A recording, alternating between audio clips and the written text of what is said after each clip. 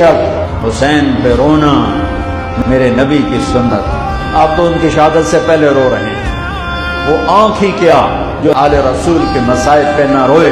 وہ کیا آنکھ ہے, وہ کیا ایمان ہے, وہ کیا انسان ہے.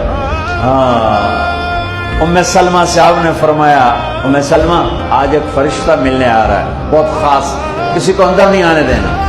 بس ام سلمہ پیرے پہ کھڑی ہو. تھوڑی دیر کے بعد اندر سے میرے نبی کے زور زور سے رونے کی آواز آئی. ام سلمہ رہ نہ سکی, بھاگ کے اندر گئیں. تو آپ نے کیا دیکھا؟ آپ نے حسین کو یوں سینے سے چمٹایا ہوا, بلک بلک سسک سسک کر رو رہے. آپ کے آنسو آپ کے رخسار اور داڑھی پر اتر کر رہے. ام سلمہ نے کہا, میرے ماں باپ قربان یا رسول اللہ, کیا ہوا, آپ ایسے تڑپ کے کیوں رو رہے ہیں؟ تو آپ نے روتی آواز میں کہا, بہتے آنسوؤں کے ساتھ, کپ کپاتے بدن کے ساتھ, کہ ام سلمہ یہ فرشتہ جو مجھے ملنے آیا تھا یہ میرے بچے کو دیکھ کر کہہ رہا ہے کہ آپ کی امت اس بچے کو قتل کر دے گی, اور جہاں اس کا خون گرے گا وہ مٹی مجھے دکھائی ہے اس نے.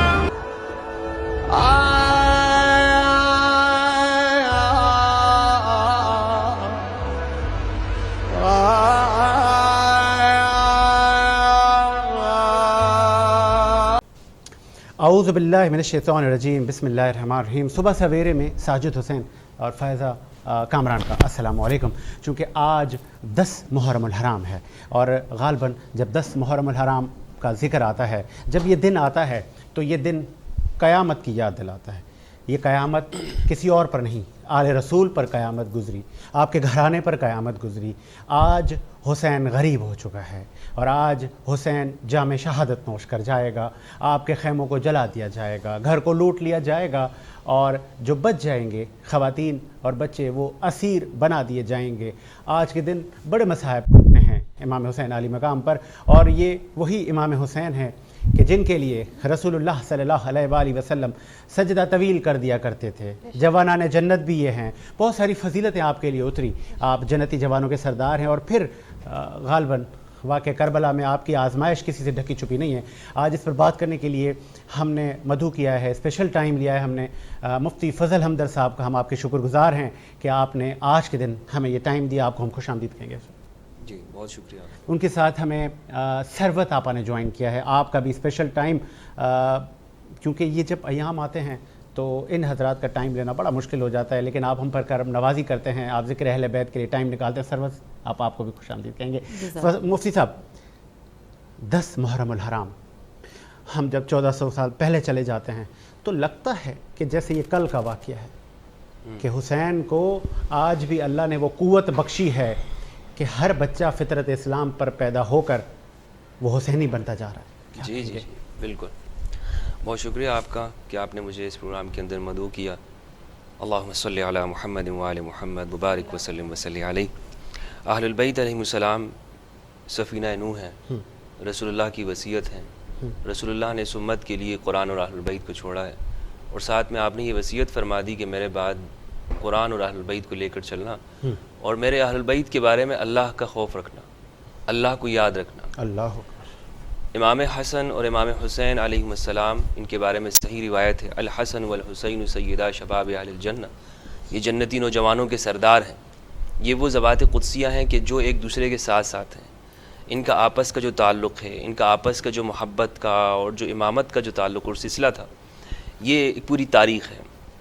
جو کچھ کربلا کے اندر ہوا ہے طف کے مقام میں, یہ یوں سمجھ لیں کہ ظالم اس دور کے جو یزیدی حکمران تھے ان کے خلاف تاریخ کے اندر قائم ہونے والا ایسا مقدمہ ہے جس کے گواہ جن اور انس ہیں, جس کے گواہ ملائکہ ہیں, اور تا قیامت یہ ان ظالموں کے اوپر یہ FIR قائم رہے گی. اور یہ جیسے ہی آج کا دن آتا ہے تو آج ہر انسان کی آنکھیں اشکبار ہوتی ہیں, دل غمگین ہوتا ہے, آنکھوں سے آنسو بہہ رہے ہوتے ہیں. پتھر سے پتھر دل بھی اگر اس کے سامنے ہم اس واقعے کو بیان کر دیں تو وہ یہ رونے پہ مجبور ہو جائے گا, وہ گریہ کرنے پہ مجبور ہو جائے گا, کلیجہ پھٹ جائے گا. اندازہ لگائیں کہ حسین نے ایک ایسی کتاب لکھی ہے کہ جس کے ہر ورق پر شہید کے خون سے وہ رنگین ہے. اللہ. بچوں کی کہانی ہے, 6 ماہ کے بچے کے خون سے رنگین ہے وہ کتاب کا صفحہ. اللہ علی اکبر کی کہانی ہے، قاسم اون اور محمد اون کی کہانی ہے. یہ ایک داستان ہے، اس میں بیویوں کی صدائیں ہیں، آہیں ہیں، کرب ہے. ہاں اور یہ سب کچھ امام حسین امام علی مقام علیہ السلام انہوں نے کیوں کیا؟ کیا یہ اقتدار کے لیے کیا تھا؟ یہ دولت کے حصول کے لیے، حکومت کی، ریاست کی طلب کے لیے کیا تھا؟ کس لیے کیا تھا؟ مجھے ایک شعر یاد آ گیا جوش ملیح آبادی کا. وہ کہتے ہیں کہ انسان کو بیدار تو ہو لینے دو، ہائے ہائے. ہر قوم پکارے گی ہمارے ہیں حسین. غالباً وہ انسان بیدار ہوتا جا رہا ہے. جی جی جی. کیونکہ مجھے یاد ہے جب ہم بچپنے میں تھے، کم و بیش آج سے 20 سے 25 سال پہلے، تو ہمیں تو سنائی دیتا تھا کہیں سے کہ رونا بدعت ہے، رویا نہیں جاتا، یہ تو دین نہیں ہے. غالباً جب ہم تاریخ کربلا کو اسٹڈی کرتے ہیں تو جن و بشر رو رہے ہیں، ہائے. ملائکہ رو رہے ہیں. یہ رسول اللہ صلی اللہ علیہ وآلہ وسلم سے صحیح روایت ہے، امام بخاری نے نقل کیا اس کو، کہ جب آپ کے صاحبزادہ جناب ابراہیم کا وصال ہو گیا تو آپ کی آنکھوں سے آنسو بہنے لگے، آپ رونے لگے. تو صحابہ نے پوچھا یا رسول اللہ آپ بھی روتے ہیں؟ تو فرمایا کہ دل غمگین ہوتا ہے، یہ فطرت ہے، رونا فطرت ہے. فطرت ہے. آپ نے فرمایا ان القلب لیحزن، دل غمگین ہوتا ہے، وان العین لتدمع، آنکھیں جو ہیں یہ آنسو بہاتی ہیں. تو وہ تو سلیم الفطرت انسان ہی نہیں ہے کہ جو غم کے اوپر نہیں روئے گا. بتائیں. اس کو غم ہو، دکھ ہو، اور وہ پھر کہے کہ نہیں میں تو مضبوط انسان ہوں، میں نہیں رہوں گا. نہیں، شہیدوں کا غم امام نہیں مناتے، شہید نہیں اس کے لیے روتے نہیں ہیں. غالباً آپ نے بھی سنا ہوگا. وہ کہتے ہیں کہ بھائی بے صبری نہیں کرنی چاہیے، آپ اس طرح نہ کریں کہ جیسے اپنی حدود سے باہر نکل جائیں، یعنی ایک رستہ نہ چھوڑ دیں. ہاں. لیکن اس کا مطلب یہ تو نہیں ہے کہ آپ کو دکھ نہیں پہنچے گا، ہاں. آپ کو غم نہیں ہوگا. امام حسین علیہ السلام اتنا اپنے بچوں پر نہیں روئے جتنا اپنے بھائی اللہ اکبر. امام حسن کے وصال پہ اللہ روئے. بتائیں. اتنا اپنے بچوں پہ، یعنی کیا کرب ہے. اور سیدہ زہرا سلام اللہ علیہ رسول کے وصال کے بعد اپنے بابا جان پہ رویا کرتی تھی. تو کس نے کہا ہے کہ نہیں روتے؟ اچھا. رویا جاتا، روتی تھی، آپ اتنا چونکہ روتی تھی. مفتی فضل حمدر صاحب، چونکہ آپ کا جو تعلق ہے وہ اہل سنت والجماعت سے ہے، انسانیت سے ہے میرا تعلق. انسانیت سے آپ کا جی تعلق. جی جی جی. اچھا. سب سے بڑا جو مسلک ہے وہ انسانیت. یہ تو انسانیت سے بڑا تو کوئی مسلک ہے ہی نہیں نا. لیکن اگر آپ بطور اسکول آف تھاٹ کے اگر کہیں کہ میرا جو تعارف ہے، انٹروڈکشن ہے، تو آپ سنی کہہ سکتے ہیں کہ جو درسیات یا جو ایک تعلیم کا ہے اس میں آپ بطور ایک سنی کہہ سکتے ہیں. لیکن سب سے بڑی بات جو ہے، حسین نہ سنیوں کے ہیں نہ شیعہ کے، انسان کے ہیں. کل انسانیت کے امام ہیں، انسانیت کے لیے قربانی دی ہے نا. تو آج تو ہم نے بانٹ دیا ہے. ہم نے تو آج کلرز کے اندر محرم الحرام آتا ہے تو جناب آپ اس چونکہ مفتی فضل حمدر صاحب ہمارے ساتھ موجود ہیں اور 10 محرم کا دن ہے، ہم امام حسین کے مصاحب بھی ان سے سنیں گے، اور پھر جو ڈفرنٹ اسکول آف تھاٹ اور پھر قیاس آریاں سوشل میڈیا پہ ایک زہریلا مواد. آپ شیعہ تو نہیں ہو گئے؟ نہیں. اچھا. میں آپ کے لیے بھی میں سنی شیعہ دونوں یوں سمجھ لیں یہ کہ مفتی فضل حمدرد مطلب چھائے رہتے ہیں. دیکھیں اگر آپ مجھ سے یہ پوچھتے ہیں نا شیعہ، اس کی میری ایک ڈیفینیشن ہے. ہاں. میں سنی بھی ہوں، شیعہ بھی ہوں.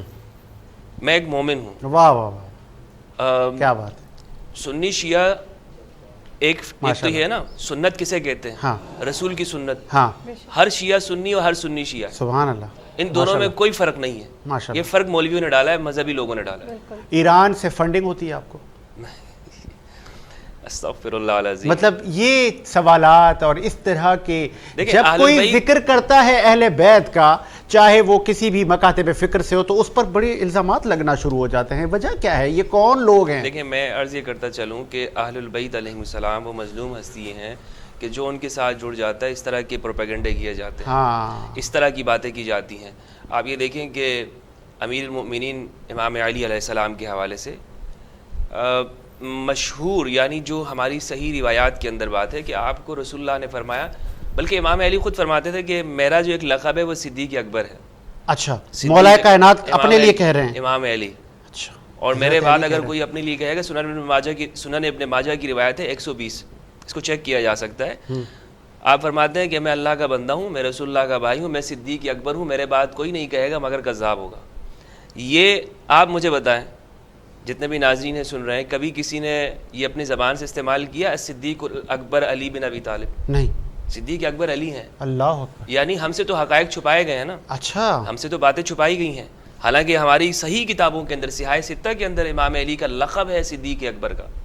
تو یہ تو حضرت تو ابو یہ بکر تو کا آپ اگر مجھے کہیں کہ یہ کیوں سب کچھ کہا جاتا ہے کہ جناب یہ ذکر اہل البیت کرتا ہے تو اس کی فلاں وجوہات ہیں فلاں بات ہے, اس لیے کہی جاتی ہے باتیں کہ ذکر اہل البیت نہ ہو, ورنہ ان کو ایران سے کیا مسئلہ ہے؟ اچھا کسی سے کوئی مسئلہ نہیں ہو سکتا, کسی سے یا اور مسئلہ ملک سے. اہل البیت سے, مسئلہ تو اہل البیت سے کہ آپ ہمارے ذہن میں موجود جو فرقوں کے خانے ہیں ان دائروں سے کے مطابق آپ کیوں نہیں چل رہے, آپ اس طریقے پر بات کیوں نہیں کر رہے کہ جو ہم نے سنی ہوئی ہیں. تو آپ نے اگر غلط بات سنی ہوئی ہے تو کیا میں بھی وہ غلط بات کروں؟ یہ علمی گفتگو ہے ماشاءاللہ, میں بھی وہ غلط بات کروں؟ فاروق امام علی کا لقب ہے. اچھا جی حضرت عمر فاروق, تو وہ تو مشہور ہو گئی نا بات, اچھا مشہور ہو گئی. غالباً کیا ایسا نہیں ہے کہ نبی کریم کا صلی اللہ علیہ وآلہ وسلم نے حضرت عمر کے لیے کہا تھا کہ آپ فاروق اعظم ہیں؟ نہیں, اچھا کہیں نہیں کہا. ہماری اہل سنت مطلب کی یہ وہ کتابوں میں سنی کہیں سنائی نہیں بات ہے. ہے. اس کی ایک تاریخ ہے, اچھا اس کی ایک تاریخ ہے. ایک کہیں میں زہری- پڑھ رہا تھا کہ اس وقت دو زہری عمر ایک راوی تھے ہیں. کہ رسول اللہ نے ایک دعا کی کہ ایک عمر اگر دین میں آ جائے تو اس میں دین فاروق کا لفظ نہیں ہے. اچھا جی اس میں فاروق کا نہیں, فاروق علی کا لقب ہے, اللہ اکبر. صدیق اکبر علی کا لقب ہے. یہ بڑی ذمہ داری کے ساتھ مولانا آپ گفتگو کر رہے ہیں کیونکہ آپ مفتی ہیں. اس پہ میرا لیکچر بھی ہے. کہنے کا مقصد یہ کہ اگر کسی کے لیے ہو تو کوئی اعتراض کی بات نہیں ہے. فاروق حاضل امہ, رسول نے جسے کہا ہے تو وہ علی بن ابی طالب. اللہ اکبر. ہاں تاریخ کے اندر دیگر بھی واقعات ملتے ہیں. زہری کہتے ہیں کہ جو مدینہ کے اہل کتاب تھے ہاں انہوں نے حضرت عمر رضی اللہ عنہ کو فاروق کا لقب دیتے تھے, وہ یعنی جو مدینہ کے اندر جو لوگ تھے, لیکن رسول نے جن کو لقب دیا وہ علی بن ابی طالب ہے. تو اس اعتبار سے تھوڑا فرق ہے. اللہ. تو میں عرض یہ کر رہا تھا کہ یہ مثال کے طور پر آج آپ ذکر اہل البیت کریں تو آپ کے بارے میں کہا جائے گا جناب یہ تو شیعہ ہو گیا ہے, آپ محرم میں سیاہ لباس پہن لیں. بھائی لباس کا کون سا مذہب ہوتا ہے؟ پانی کا کیا مذہب ہوتا ہے کہ آپ پانی کے اوپر لوگوں کو تقسیم کریں؟ میں نے اپنی 36 سالہ زندگی میں پہلی بار یہ میرے علم میں اضافہ کیا مفتی فضل حمدہ صاحب نے کہ فاروق مولا علی کا لقب ہے, امام علی کا لقب ہے, صدیق اکبر امام علی کا لقب ہے. یہ میں نے مطلب یہ دیکھیں نا انسان ساری زندگی سیکھتا ہے. یہ اہل علم لوگ ہیں, انہوں نے لائبریریاں, انہوں نے ساتھ ساتھ کی تمام کتابیں دین اسلام کو ہم سے زیادہ پڑھا ہے. میں سروت آپا صاحب میڈم. اچھا صدیق اکبر, صدیق اور ہو سکتے ہیں. صدیق قرآن مجید میں انبیاء کے لیے ہے, حضرت یوسف کے لیے صدیق کہا گیا ہے, انبیاء کرام صدیق, حضرت ابراہیم صدیق ہے, باقی لوگ بھی صدیق, یہ عام ٹائٹل ہے. اور ہر مومن صدیق اکبر کہ جو سب سے پہلے رسالت کی سچائی کو تسلیم کرنے والا, آپ کا ساتھ دینے والا, سبحان اللہ, جس نے نبوت کی آغوش کے اندر تربیت لی ہے, وہ صدیق اکبر. اور وہ جسے رسول کی زبان اقدس سے یہ ٹائٹل ملا ہو, سبحان اللہ, پوری بات ہے میری, وہ امام علی بن ابی طالب علیہ السلام. وہ سبحان اللہ. سروت آپا صاحبہ میں جب تاریخ اسلام پڑھتا ہوں تو مجھے جب مظلومیت کا ذکر آتا ہے تو مجھے حضرت علی کا پوری زندگی میرے سامنے کھل جاتی ہے. تو وہ اپنی مطلب اپنی بیگم بی بی فاطمہ زہرا سے کہتے ہیں کہ علی اتنا مظلوم ہو چکا ہے کہ میں سلام کرتا ہوں مجھے کوئی جواب نہیں دیتا. پھر امام حسین کی مظلومیت کا عالم دیکھیں, قصور کیا ہے؟ صرف دین کی بقا, اور پھر دین پناہ لیتا ہے حسین کے پاس. شاہ است حسین بادشاہ است حسین, دی است حسین دی پناہ است حسین, سرداد نداد دست یزید حقہ کی بنائے لا الہ است حسین. تو امام علی مقام امام حسین علیہ السلام, سب سے پہلے میں سرکار دو عالم صلی اللہ علیہ وآلہ وسلم سے شروع کروں گی.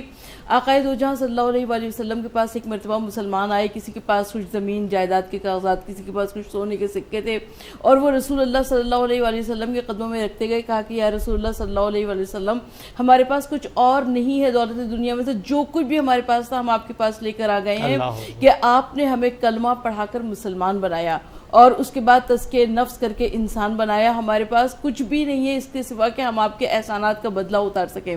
رسول اللہ صلی اللہ علیہ وآلہ وسلم وحی پروردگار کا انتظار کر رہے ہیں, اور جب وحی رب العالمین آئی تو فرمایا کہ قل لا اسألکم علیہ اجرا الا المودۃ فی القربى, کہہ دو اے رسول میں تم سے کچھ بھی اجر رسالت نہیں مانگتا سوائے اس کے کہ میرے اہل قربہ سے مودت رکھو.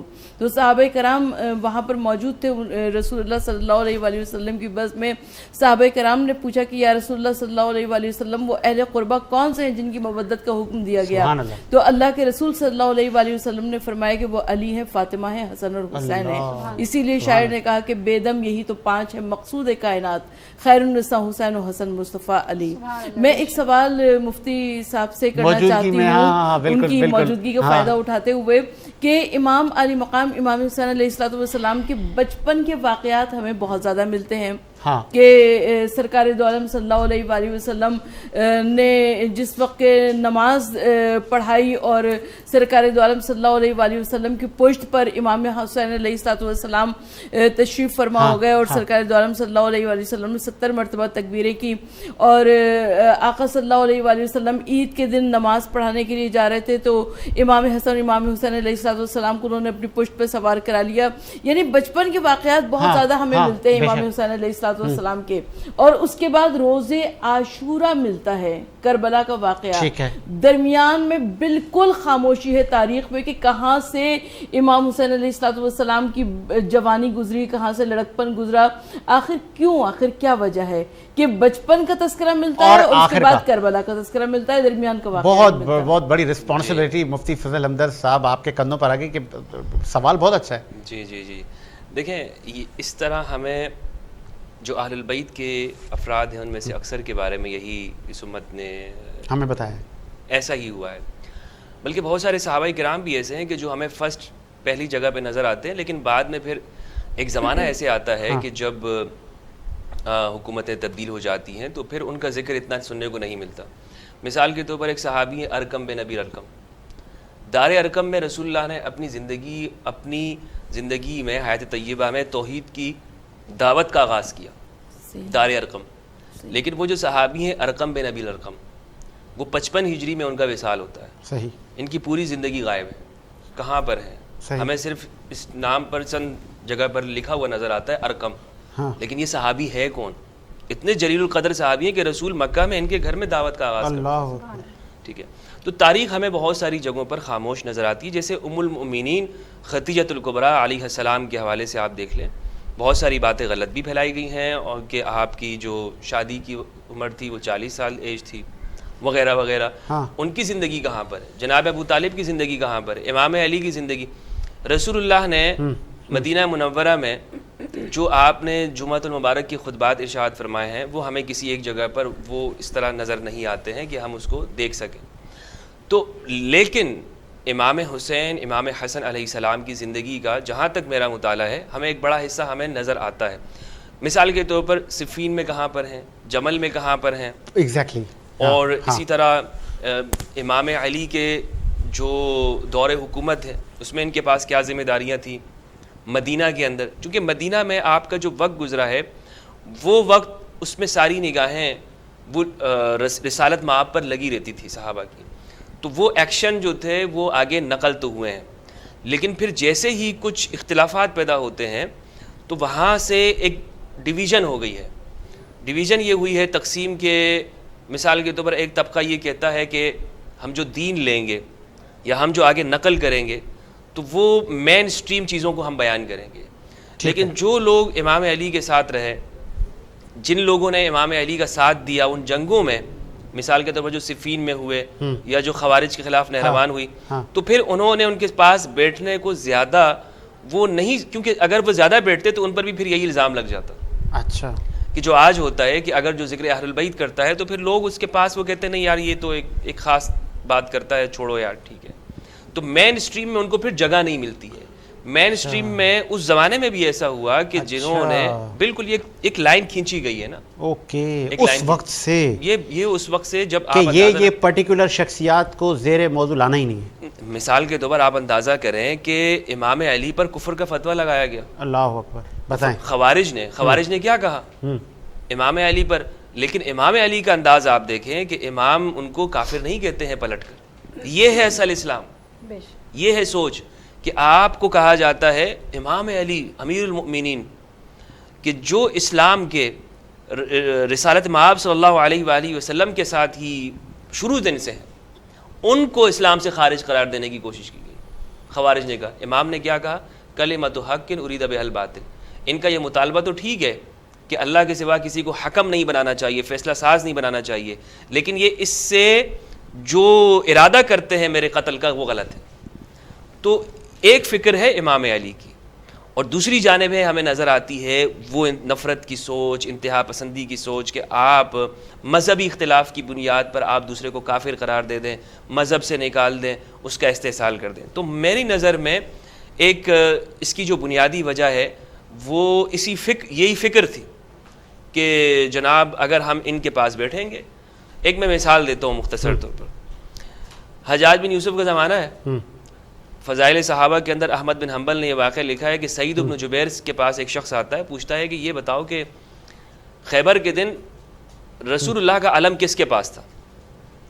تو اس نے کہا کہ مجھے لگتا ہے کہ تم بڑے آسودہ حال آدمی ہو. اور یہ جواب دیے بغیر وہ اپنے گھر میں چلے گئے.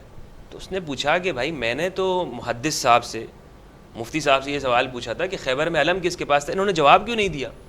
کہا بھائی حجاج کا دور حکومت ہے، کیسے جواب دے گا؟ اللہ. اور یہ بات تو تمہیں ہم بتاتے ہیں کہ علی کے پاس تھا. یعنی بڑا محدث اگر یہ بات کر دے، اندازہ لگائے نا، سعید بن جبیر ابن عباس کے شاگرد ہیں، تو اس سے کتنا بڑا اسے نقصان ہو سکتا تھا. اتنا امپورٹنٹ سوال میں کرنے جا رہا ہوں مفتی فضل حمدت سے، اور جتنا امپورٹنٹ سوال ہے غالباً اس سے بڑا جواب آئے گا. تاریخ کربلا میں 1800 سے 18,000 اس وقت کے علماء کہیں، مفتیان کہیں، اہل علم کہیں کہ جنہوں نے فتوے دیے تھے امام حسین کے قتل کے، اور اعلانات ہوئے تھے کہ امام حسین نے ایک اسلامی حکومت کے لیے خروج کیا ہے اور یہ واجب القتل ہیں. تو ایک ڈر، خوف، ایک آمرانہ ایک حکومت ہوتی ہے تو جان تو سب کو پیاری ہے. مفتی فضل ہمدرد پہ اگر ایسا پریشر آ جاتا تو کیا وہ کہتے ہی؟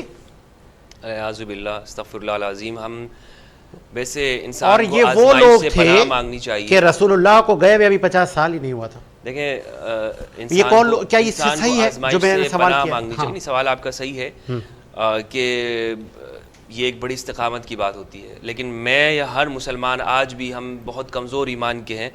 ہم کم از کم یہ تصور کرتے ہیں اور یہ جذبہ شہادت رکھتے ہیں کہ اگر ہم اس زمانے میں ہوتے تو ہم کہتے ہیں کہ نہیں، ہمارے بچے قربان ہو جائیں، اللہ اکبر، ہماری زندگیاں قربان ہو جائیں، ہمارے ماں باپ قربان ہو جائیں، لیکن ہم یہ تو نہیں کر سکتے. اے امام، آپ کی طرف آنے والا تیر ہمیں لگ جائے، علی اکبر کی جانب آنے والے نیزے وہ ہمارے بچوں کو لگ جائیں، ہمارے 6 ماہ کے بچے شہید ہو جائیں. ہم یہ نہیں، یہ ہمارا ایک عزم ہے. اور یعنی امام علی سے صفین میں ایک شخص نے پوچھا کہ میرا بھائی ہے، وہ یہ کہتا ہے کہ میں یہاں حاضر نہیں ہو سکا ہوں، آپ کا ساتھ نہیں دے سکا ہوں، لیکن میں آپ سے بہت محبت کرتا ہوں. تو امام نے کہا کہ وہ مجھ سے محبت رکھتا ہے؟ کہا بالکل محبت رکھتا ہے. کہا ہر وہ شخص جو ہم سے قیامت تک محبت رکھتا ہے وہ ہمارے ساتھ شامل ہے اس میں. اللہ، نہج البلاغہ کے اندر وہ ہمارے ساتھ ہے. تو ہم یہ ایمان کے ساتھ یہ بات کرتے ہیں، یقین کے ساتھ کہ ہم امام کے ساتھ ہیں، چونکہ آپ مفتی اکرام ہیں. یہ میں نے سوال کچھ علماء سے پوچھا تو اچھا، وہ جہاں تک بار بات گول یہ کر ہے گئے کہ تھے. یہ جو 18,000 مولویوں اور مفتیوں والی بات ہے، دیکھیں پورا ایک معاشرہ، آپ اندازہ لگائیں نا. ہم تو اس کا کوئی احصاء اور گنتی نہیں کر سکتے کہ 18,000 تھے، 50,000 تھے، کتنے تھے. تھے کچھ تو تھے نا. دیکھیں 500 ہوں گے، 100 ہوں گے. یہ واقعہ جو ہوا ہے، اندازہ کریں، یہ واقعہ جو ہوا ہے، یعنی یہ اتنا بڑا واقعہ ہے. رسول کے نواسے شہید کر دیے گئے ہیں، فاطمہ کے لخت جگر ذبح کیے جا رہے ہیں، اور علی کے بیٹے ابو طالب کی نسل وہاں قربان ہو رہی ہے. بنی ہاشم، ذریت ابراہیم، پورا خانوادہ جو تسلسل ہے وہاں پر جو قیامت بپا کی جا رہی ہے 10 محرم کو. یہ اتنا بڑا واقعہ کیا یہ بغیر اس وقت کی مذہبی سپورٹ کے ہو سکتا تھا؟ لازمی بات ہے، جو جور استبداد کی حکومتیں اور ریاستیں ہوتی ہیں وہ مذہب کو اور مذہبی طبقات کو استعمال کرتی ہیں، اور اس میں ہوا ہوگا، اس میں کوئی شک و شبہ نہیں. خود عمر بن سعد بن ابی وقاص، عمر بن سعد جو تھے، عمر بن سعد صحابی کے بیٹے نا، سعد بن ابی وقاص رضی اللہ عنہ. عمر بن سعد ہیں یا عمر بن سعد؟ عمر بن سعد ہے، عمر بن سعد ہے. صحیح تلفظ اس کا عمر بن سعد ہے، عمر نہیں ہے. یہاں پر ہی ایک مولانا صاحب کہہ کے گئے تھے کہ یہ عمر بن سعد، نہیں، عمر بن سعد. اوکے جی، میں اب ان کو کلپ چلا جائے. جی نہیں، اسد الغابہ اور جو ہمارے جو کتابیں ہیں، الاستیعاب ابن عبد البر، جس میں بایوگرافی لکھی ہوئی ہے لوگوں کی، کتاب الثقات اور دیگر کتابیں ہیں جس میں یہ جو لوگ گزرے ہیں جو کربلا کا حصہ تھے ان کے سب کے نام لکھے تو عمر لفظ ہے اصل. گوگل کر لیں, گوگل پہ بھی عمر بن سعد لکھا ہوا ہے. صحیح. لیکن سعد بن ابی وقاص جلیل القدر صحابی رسول ہیں, امام علی کے بہت محبت کرنے والے تھے. جو آیت مباہلہ ہے نا, آیت مباہلہ کی شان نزول یعنی یہ کب نازل ہوئی ہے پنجتن پاک کے لیے, یہ عمر بن سعد کے جو والد ہیں سعد بن ابی وقاص رضی اللہ عنہ, وہ اس کو نقل کرتے ہیں. اندازہ لگائے نا والد کتنا جلیل القدر انسان. بتائیں. سعد بن ابی عشرہ مبشرہ میں نام ہے, اور بیٹا کیا ہے عمر بن سعد, بیٹے کا عمل دیکھ لیں. یہ بھی ہمیں بتاتا ہے کہ بھائی صرف یہ نہیں ہوتا, ہمیں اپنے اعمال پہ بھی دھیان دینا چاہیے, غور فکر کرنا چاہیے. تو میں عرض یہ کر رہا تھا کہ یہ ایک پوری تاریخ گزری ہے, اور یہ ہمارے سامنے یہ ساری چیزیں آ جاتی ہیں کہ حق جو ہے وہ جب ہم پہچان لیتے ہیں تو ہمارے دل میں جذبہ شہادت بھی پیدا ہو جاتا ہے. تو اس زمانے میں ان لوگوں کو استعمال کیا گیا اور یہ واقعہ ہوا. آپ دیکھیں کہ وہاں پر بھی نماز پڑھنے والے تھے اور اس جانب بھی نماز پڑھنے والے ایسے ہی ہے. یعنی مذہب کے ذریعے تو آپ فرق نہیں کر سکتے نا. ہاں, فرق کیسے کریں گے؟ انسانیت کے ذریعے کریں گے اس جگہ پر. ورنہ عمر بن سعد بھی تو کلمہ ہی پڑھتا تھا نا, شمر بھی تو کلمہ ہی پڑھتا تھا نا. بالکل ایسا ہی ہے, ایسا ہی ہے, ایسا ہی ہے. ٹھیک ہے, یہ نام تو مسلمان تھے, نام تو لینا, کافر تو نہیں تھے یہ سارے لوگ. بہت علمی گفتگو مولانا صاحب سے کر رہے ہیں, ایک وقفہ لیتے ہیں, وقفے کے بعد حاضر. شب حسین پہ رونا میرے نبی کی سنت, آپ تو ان کی شہادت سے پہلے رو رہے ہیں. وہ آنکھ ہی کیا جو آل رسول کے مصائب پہ نہ روئے, وہ کیا آنکھ ہے, وہ کیا ایمان ہے, وہ کیا انسان ہے. ہاں, ام سلمہ سے آپ نے فرمایا, ام سلمہ آج ایک فرشتہ ملنے آ رہا ہے بہت خاص, کسی کو اندر نہیں آنے دینا. بس ام سلمہ پیرے پہ کھڑی ہو. تھوڑی دیر کے بعد اندر سے میرے نبی کے زور زور سے رونے کی آواز آئی. ام سلمہ رہ نہ سکی, بھاگ کے اندر گئیں. تو آپ نے کیا دیکھا؟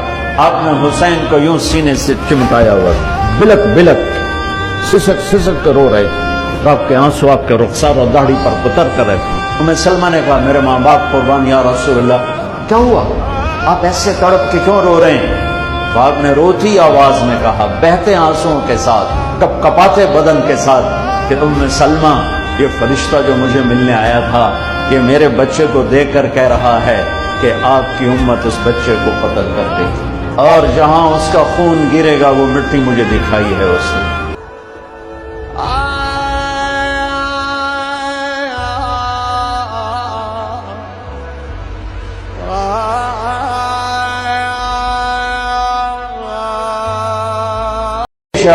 حسین پہ رونا میرے نبی کی سنت, آپ تو ان کی شہادت سے پہلے رو رہے ہیں. وہ آنکھ ہی کیا جو آل رسول کے مصائب پہ نہ روئے, وہ کیا آنکھ ہے, وہ کیا ایمان ہے, وہ کیا انسان ہے. ہاں, ام سلمہ سے آپ نے فرمایا, ام سلمہ آج ایک فرشتہ ملنے آ رہا ہے بہت خاص, کسی کو اندر نہیں آنے دینا. بس ام سلمہ پیرے پہ کھڑی ہو. تھوڑی دیر کے بعد اندر سے میرے نبی کے زور زور سے رونے کی آواز آئی. ام سلمہ رہ نہ سکی, بھاگ کے اندر گئیں. تو آپ نے کیا دیکھا؟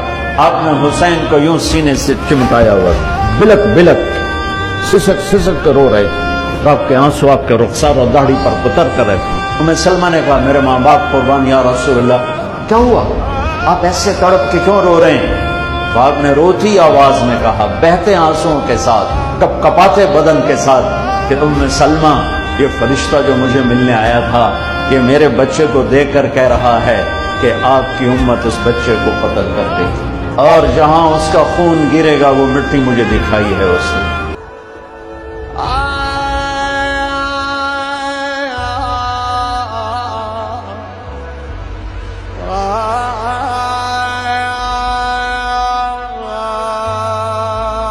بریک کے بعد خوش آمدید مفتی فضل ہمدرد اور محترمہ ثروت عسکری صاحب ہمارے ساتھ موجود ہیں, اور 10 محرم الحرام ہے, ہم روشنی ڈال رہے ہیں اہل بیت کے ان جانثاروں کے لیے, امام حسین علی مقام اور آپ کے ساتھ جو جانثار صحابہ رسول تھے, آپ کی فیملی تھی. آپ اگر اس وقت اپنے اصولوں کی سربلندی پر نہ فائز ہوتے تو غالباً یہ دین اتنی آسانی تک ہماری نسلوں تک نہ پہنچتا, اور پھر یہ دین اسلام نے بھی نواس رسول کے پاس پناہ لی, اور پھر نواس رسول نے اپنے بچے قربان کرنا بھی مناسب سمجھے، لیکن دین کی پاسداری اور دین کا جو علم آپ نے تھاما تھا، آپ اس وقت سربراہ تھے، آپ نے ایک سربراہ کا فرض ادا کیا اور آپ جام شہادت نوش کر گئے۔ اب ذرا ہم آ جاتے ہیں آگے کہ اتنا ظلم چونکہ تاریخ اسلام میں نے تو نہیں دیکھا کہ اتنی بڑی شخصیت اور جو نبی آپ کو انسان بنائے، آپ کو مسلمان کرے، آپ اسی کے بچوں کو ذبح کر دیں، اسی کے بچوں کو کاٹ دیں، انہی خواتین کے ساتھ آپ نازیبا سلوک کریں، ان کو باندھ کے لے جائیں، ان کو غلام بنائیں۔ کیا ایسا اس سے پہلے کہیں تھا؟ تو جہاں تک میں نے پڑھا ہے ایسا پہلے نہیں تھا۔ تو یہ تو نبی زادیاں تھیں جن کے لیے، تو کیا وہ جو لوگ تھے ان کی آنکھوں پر سیاہ پٹیاں بن چکی تھیں، اندھے ہو گئے تھے، غافل ہو گئے تھے، ان کو پتہ نہیں تھا کہ یہ جنتی جوانوں کا سردار ہے جس کے ساتھ ہم یہ رویہ اختیار کر رہے ہیں؟ خطوط بھیج کر دھوکے سے بلایا گیا امام حسین کو۔ میں چاہوں گا بی بی، چونکہ نواسہ رسول کے ساتھ جو ظلم اور بربریت آج کے دن غالباً ہوئی اور آپ اب اکیلے رہ گئے ہیں، پھر آپ کے بعد بیویوں کا ایک آزمائش بی بی زینب کی شروع ہونی ہے۔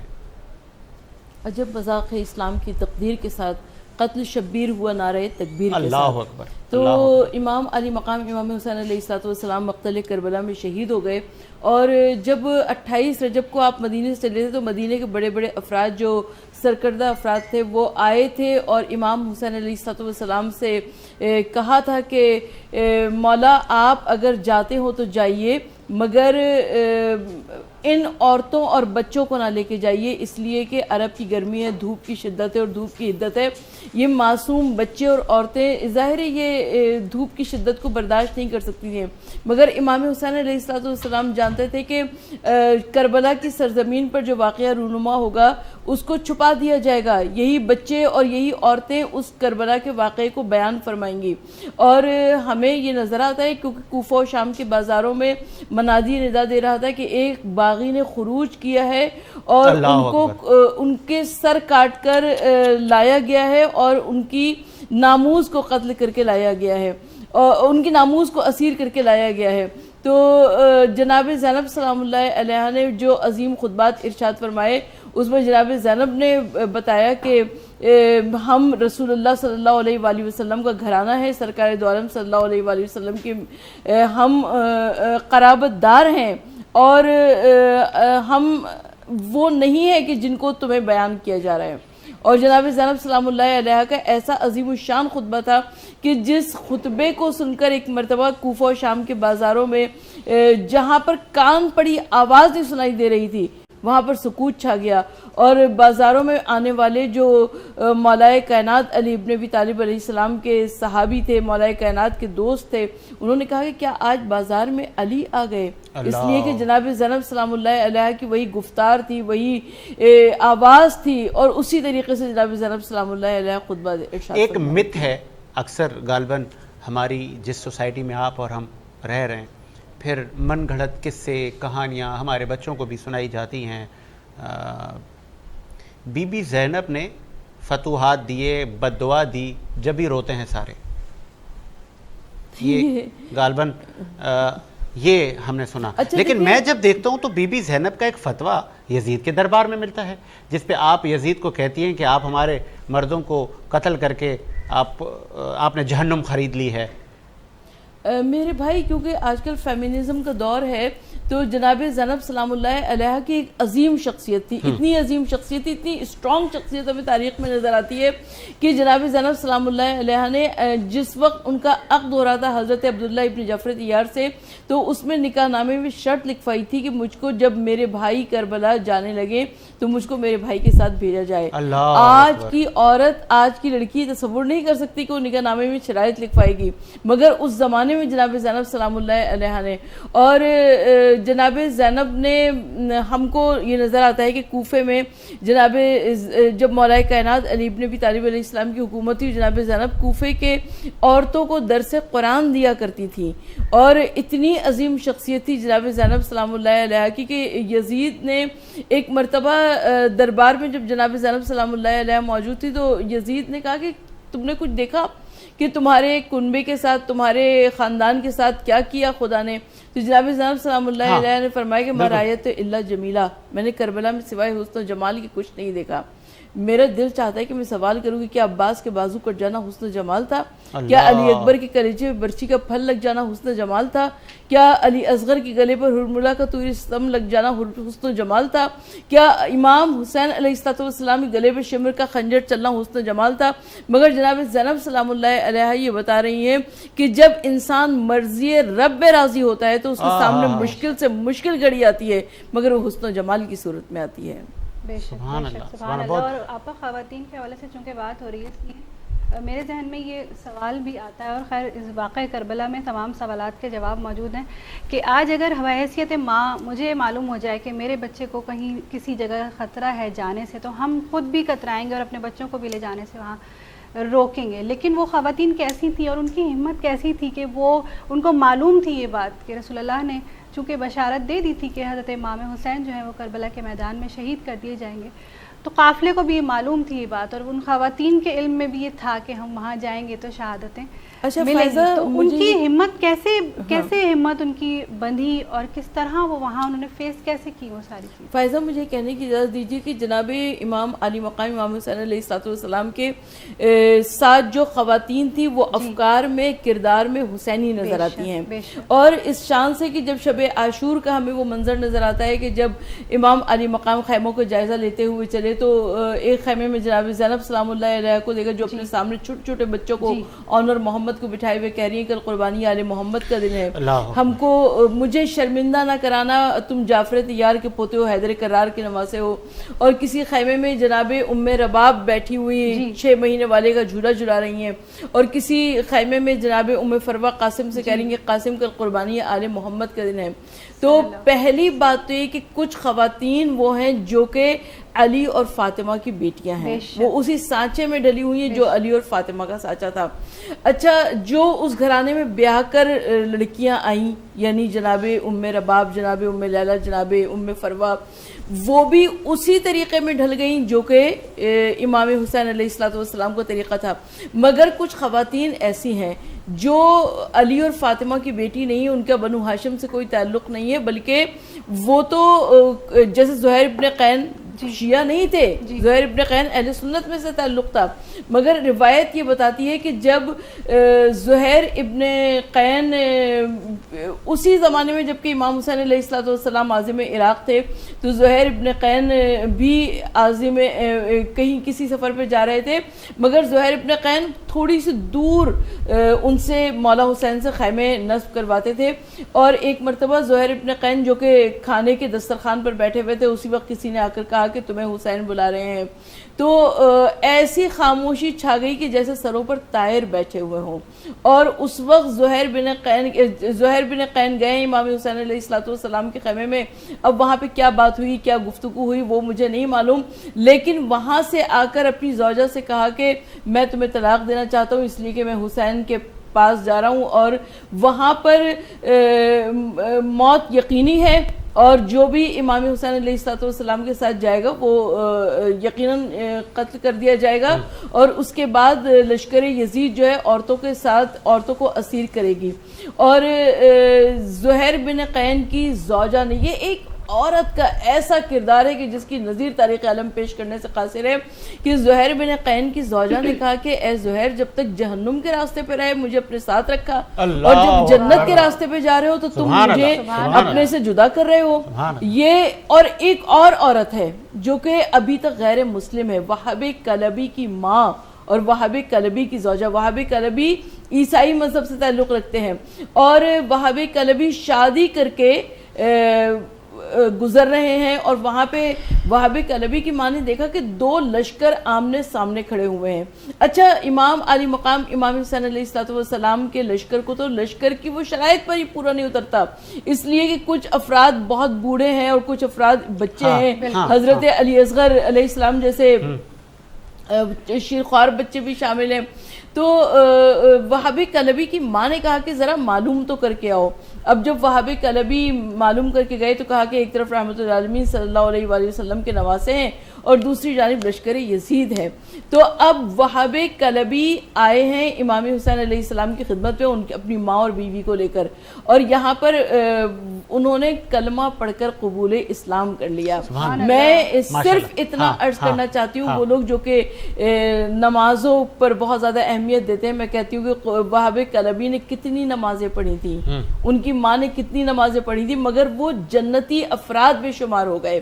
اور وہاب کلبی جب گئے ہیں لشکر یزید کی جانب اور ان کو شہید کر کے لشکر یزید نے ان کا سر پھینکا ہے ماں کی طرف, تو ماں نے اس سر کو اٹھایا, اسے چوما, اسے بوسہ دیا اور واپس لشکر یزید کی جانب پھینک دیا کہ ہم جو چیز اللہ کی راہ میں دے دیا کرتے ہیں اسے واپس نہیں لیا کرتے. بتائیں یہ وہ درد ہے, یہ وہ ظلم ہے, یہ وہ بربریت ہے جو ہمیں کربلا میں ملتی ہے. کہ ایسے پہلے بھی کسی نبی اور اس کے بچوں کے ساتھ, پھر نبی بھی وہ جو تمام انبیاء کا سردار, جو رحمت للعالمین, ساری تعریفیں جس کے لیے اللہ تعالیٰ نے کہا کہ اے محمد میں تمہارے لیے یہ سب چیزیں خلق رہا ہوں, اور آخری نبی ہم امت کا, ان آپ پر ایمان, اور پھر آخری نبی کے بچوں کے ساتھ جو سلوک ہوا, ہمیں اس سے پہلے انبیاء میں ایسا نہیں ملتا.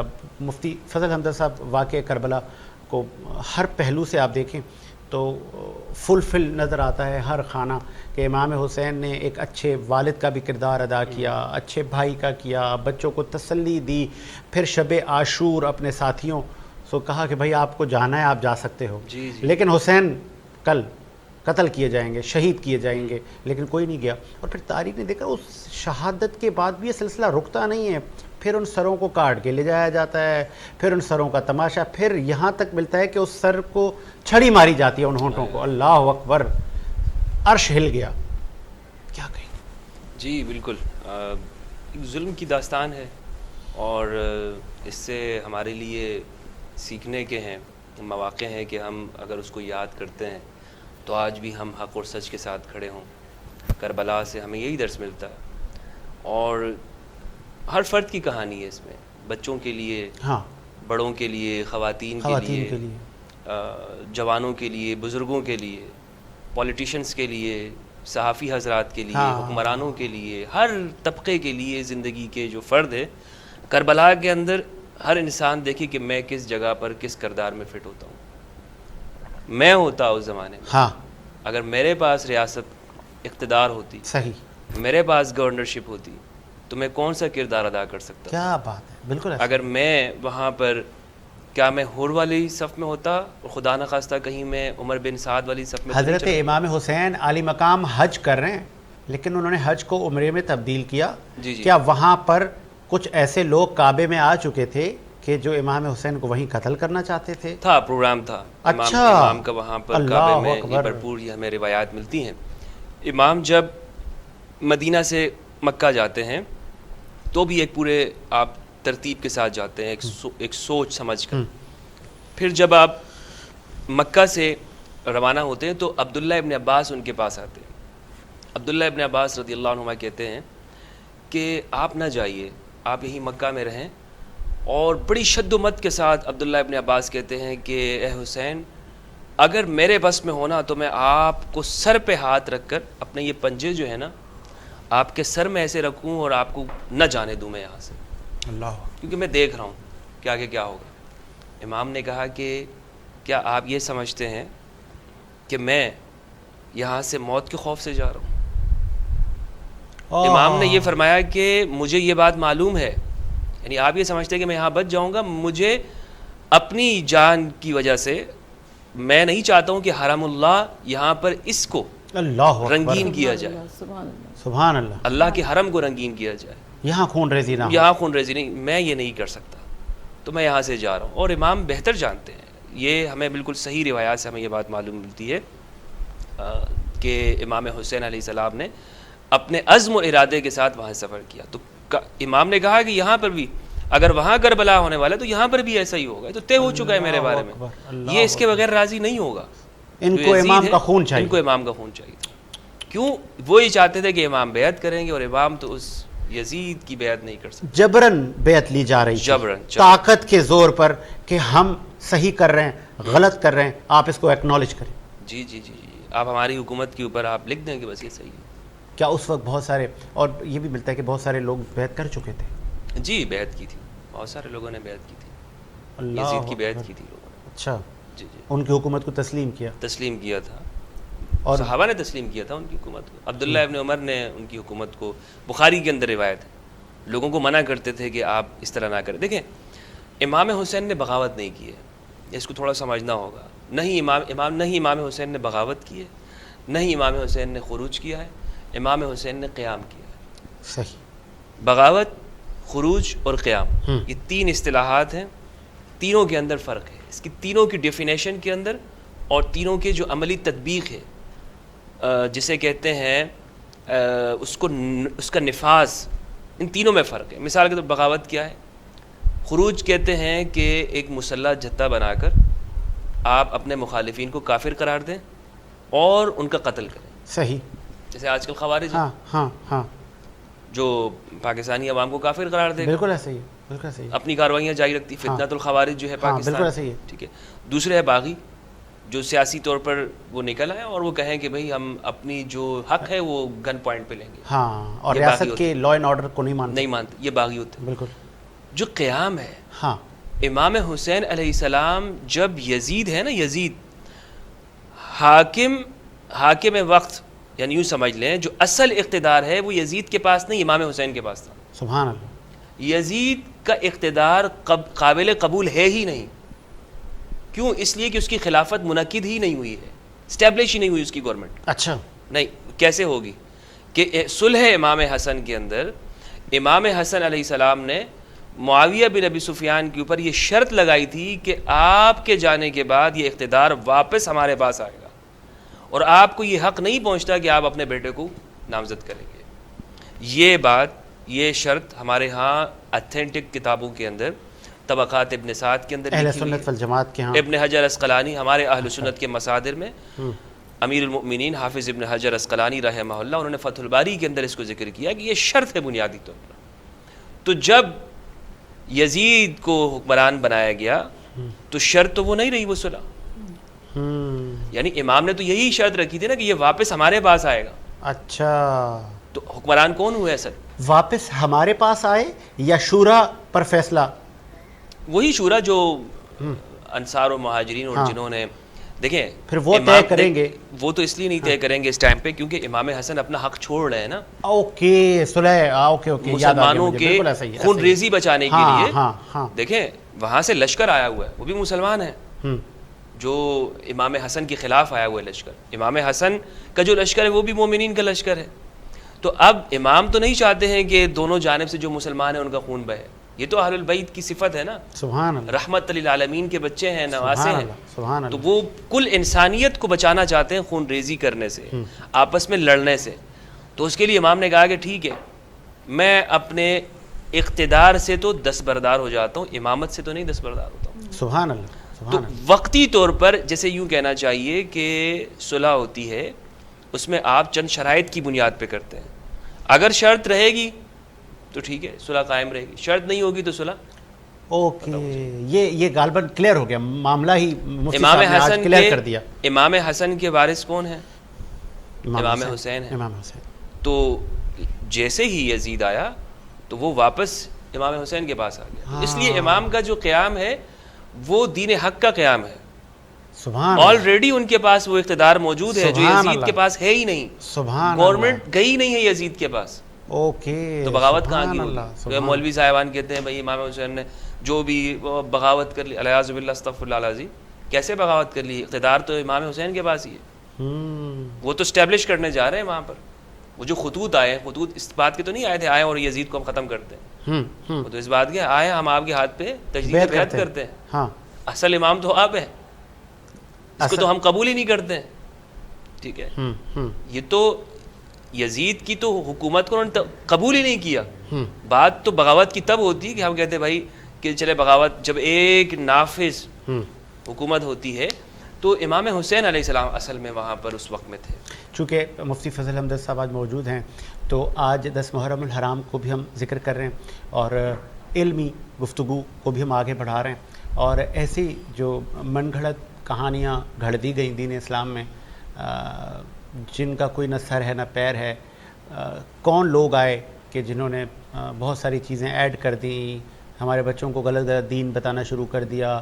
صحیح دین بتانا آج کے علماء کا حق ہے. مفتیان اکرام سے اس کی پوچھ ہوگی.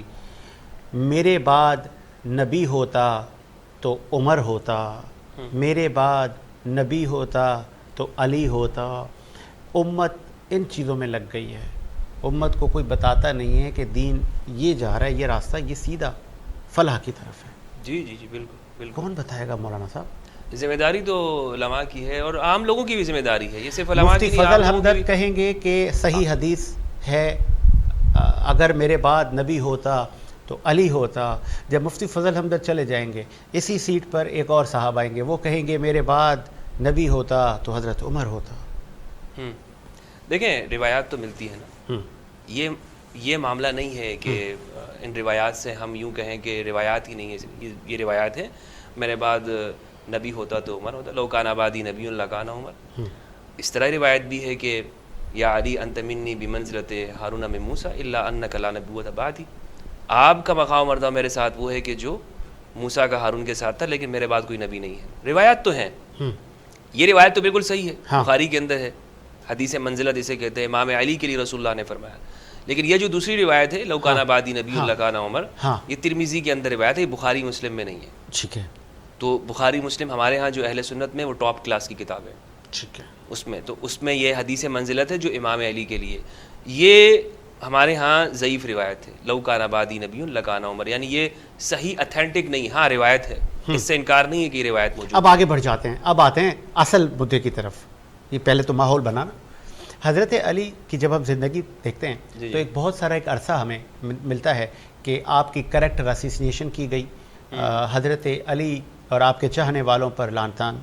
پھر ہم نے دیکھا کہ آپ کے بچے جب آئے، جب آپ اس دنیا سے شہادت فرما گئے، تو پھر آپ کے بچوں کے ساتھ بھی ویسا ہی سلوک ہم نے دیکھا کہ ہوا، امت نے کیا، آپ لوگ بھی جام شہادت نوش کر گئے. تو یہ تسلسل ختم امام حسین پر ہوا یا یہ آج بھی جاری ہے؟ یہ تسلسل تو ختم نہیں ہوا، یعنی نہیں ہوا. نہیں، یہ تسلسل ختم نہیں ہوا. آپ یہ دیکھیں کہ کربلا کے بعد جتنے بھی ائمہ اہل البیت ہیں انہوں نے ان کو شہید کیا گیا. امام جعفر صادق علیہ السلام ان کے اوپر بھی کہا جاتا ہے کہ ان کو زہر دیا گیا، اگرچہ اس میں اختلاف ہے. لیکن جو امام موسیٰ الکاظم ہیں 14 سال تک ان کو ہارون رشید کی جیل میں قید رہے. اللہ 14 سال تک. کیا ان سے کیا خطرہ تھا لوگوں کو. لیکن ہارون رشید جن حکمرانوں کو ہمارے ہاں پڑھایا جاتا ہے، جن کی زندگی بتائی جاتی ہے، جناب وہ تو ٹوپیاں سی کر گزارا کرتے تھے. وہ ایسے لوگ تھے کہ جناب ان کی تو ماشاءاللہ بڑے عبادت گزار. لیکن ایک شخص کو آپ بے گناہ قید میں ڈال دیں. اسی طرح امام علی رضا کو، ان کے ساتھ کیا ہوا. پھر آپ دیگر ائمہ کی زندگی دیکھیں، امام نقی ہیں، امام تقی، امام عسکری، امام ہادی علیہ السلام، تو ان کے ساتھ یعنی پابند سلاسل رکھا گیا، کنوؤں کے اندر ان کو بند کیا گیا، ان کی زندگی کو مشکل بنایا گیا، وہ باہر نہیں نکل سکتے تھے، اللہ قید میں رکھا گیا ان کو. پورا تسلسل ہے. امام زید علیہ السلام، امام زید کو جو شہید کیا ہے ہشام بن عبد الملک اموی نے، وہ اتنا درد کا واقعہ ہے، اتنا درد والا واقعہ ہے کہ آپ یہ کہیں کہ اس طرح کے مسلمان تھے. کربلا 2 بپا کی ہے باقاعدہ ہشام بن عبد الملک نے، اور وہ بھی اسی کوفہ کے اندر. امام زید کے ساتھ انہوں نے یہ کیا کہ ایک تو سب کو ان کو چھوڑ کے لوگ چلے گئے تھے، ان کو شہید کیا گیا، اور ان کے ساتھ ایک بڑا لشکر تھا. صحیح. ان کو ان کے سر کو جدا کیا گیا، اور پھر وہاں پر ایک تو ان کی لاش کو لٹکا دیا گیا. اللہ 1 سال تک کوفہ کے دروازے کے اوپر ان کی لاش لٹکتی رہی. اب میں یہی روکوں گا، ایک بریک لیتے ہیں، اور بریک کے بعد میثم تمار سے لے کے بہت سارے عاشقان اہل بیت بھی گزرے ہیں، پھر ان کے ساتھ بھی وہی معاملہ رواں ہے. دین محمد، آپ نے اس دین کی شروعات کی، آپ پر جب وحیوں کا سلسلہ شروع ہوا، وہ دین मतलब बचपने से लेके जवां होता है, इमाम हसन हुसैन के साथ बड़ा होता है वो दीन उस दरवाज़े से बाहर निकलता है, फिर सबको अपनी आगोश में लेता है। फिर इस दीन को किसकी नज़र लगी, या आज चूँकि मैं जब हज़रत अली की ज़िंदगी देखता हूँ, हज़रत अली जब शहीद हो जाते हैं तो आपने इस पर भी एक हदीस फरमाई है कि वो बड़ा बदबख्त आदमी होगा जो हज़रत अली को शहीद करेगा। एक ब्रेक लेते हैं, ब्रेक के बाद बेशक हुसैन पे रोना मेरे नबी की सुन्नत। आप तो उनकी शहादत से पहले रो रहे हैं। वो आँख ही क्या जो आले रसूल के मसाइब पे ना रोए, वो क्या आँख है, वो क्या ईमान है, वो क्या इंसान है। हाँ, उम्मे सलमा से आपने फरमाया, उम्मे सलमा आज एक फरिश्ता मिलने आ रहा है, बहुत खास, किसी को अंदर नहीं आने देना। बस तो उम्मे सलमा पैरे पे खड़ी हो।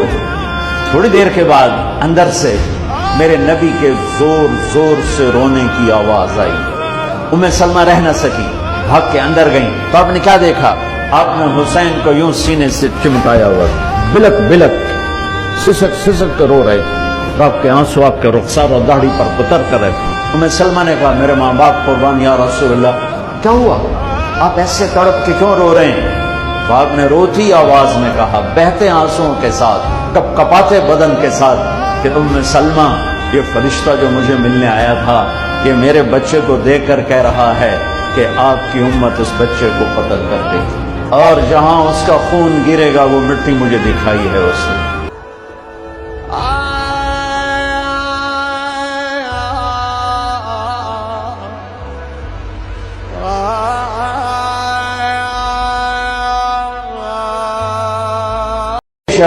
हुसैन पे रोना मेरे नबी की सुन्नत। आप तो उनकी शहादत से पहले रो रहे हैं। वो आँख ही क्या जो आले रसूल के मसाइब पे ना रोए, वो क्या आँख है, वो क्या ईमान है, वो क्या इंसान है। हाँ, उम्मे सलमा से आपने फरमाया, उम्मे सलमा आज एक फरिश्ता मिलने आ रहा है, बहुत खास, किसी को अंदर नहीं आने देना। बस तो उम्मे सलमा पैरे पे खड़ी हो। थोड़ी देर के बाद अंदर से मेरे नबी के जोर जोर से रोने की आवाज आई। उम्मे सलमा रह न सकी, भाग के अंदर गई। तो आपने क्या देखा, आपने हुसैन को यूं सीने से चिमटाया हुआ, बिलक बिलक सिसक सिसक कर रो रहे थे। आपके आंसू आपके रुखसार और दाढ़ी पर उतर कर रहे थे। उम्मे सलमा ने कहा, मेरे माँ बाप कुर्बान या रसूलल्लाह, क्या हुआ, आप ऐसे तड़प के क्यों रो रहे हैं। तो आपने रोती आवाज में कहा, बहते आंसुओं के साथ, कपाते बदन के साथ, कि उम्मे सलमा, ये फरिश्ता जो मुझे मिलने आया था, ये मेरे बच्चे को देखकर कह रहा है कि आपकी उम्मत उस बच्चे को कत्ल कर देगी, और जहां उसका खून गिरेगा वो मिट्टी मुझे दिखाई है उसने।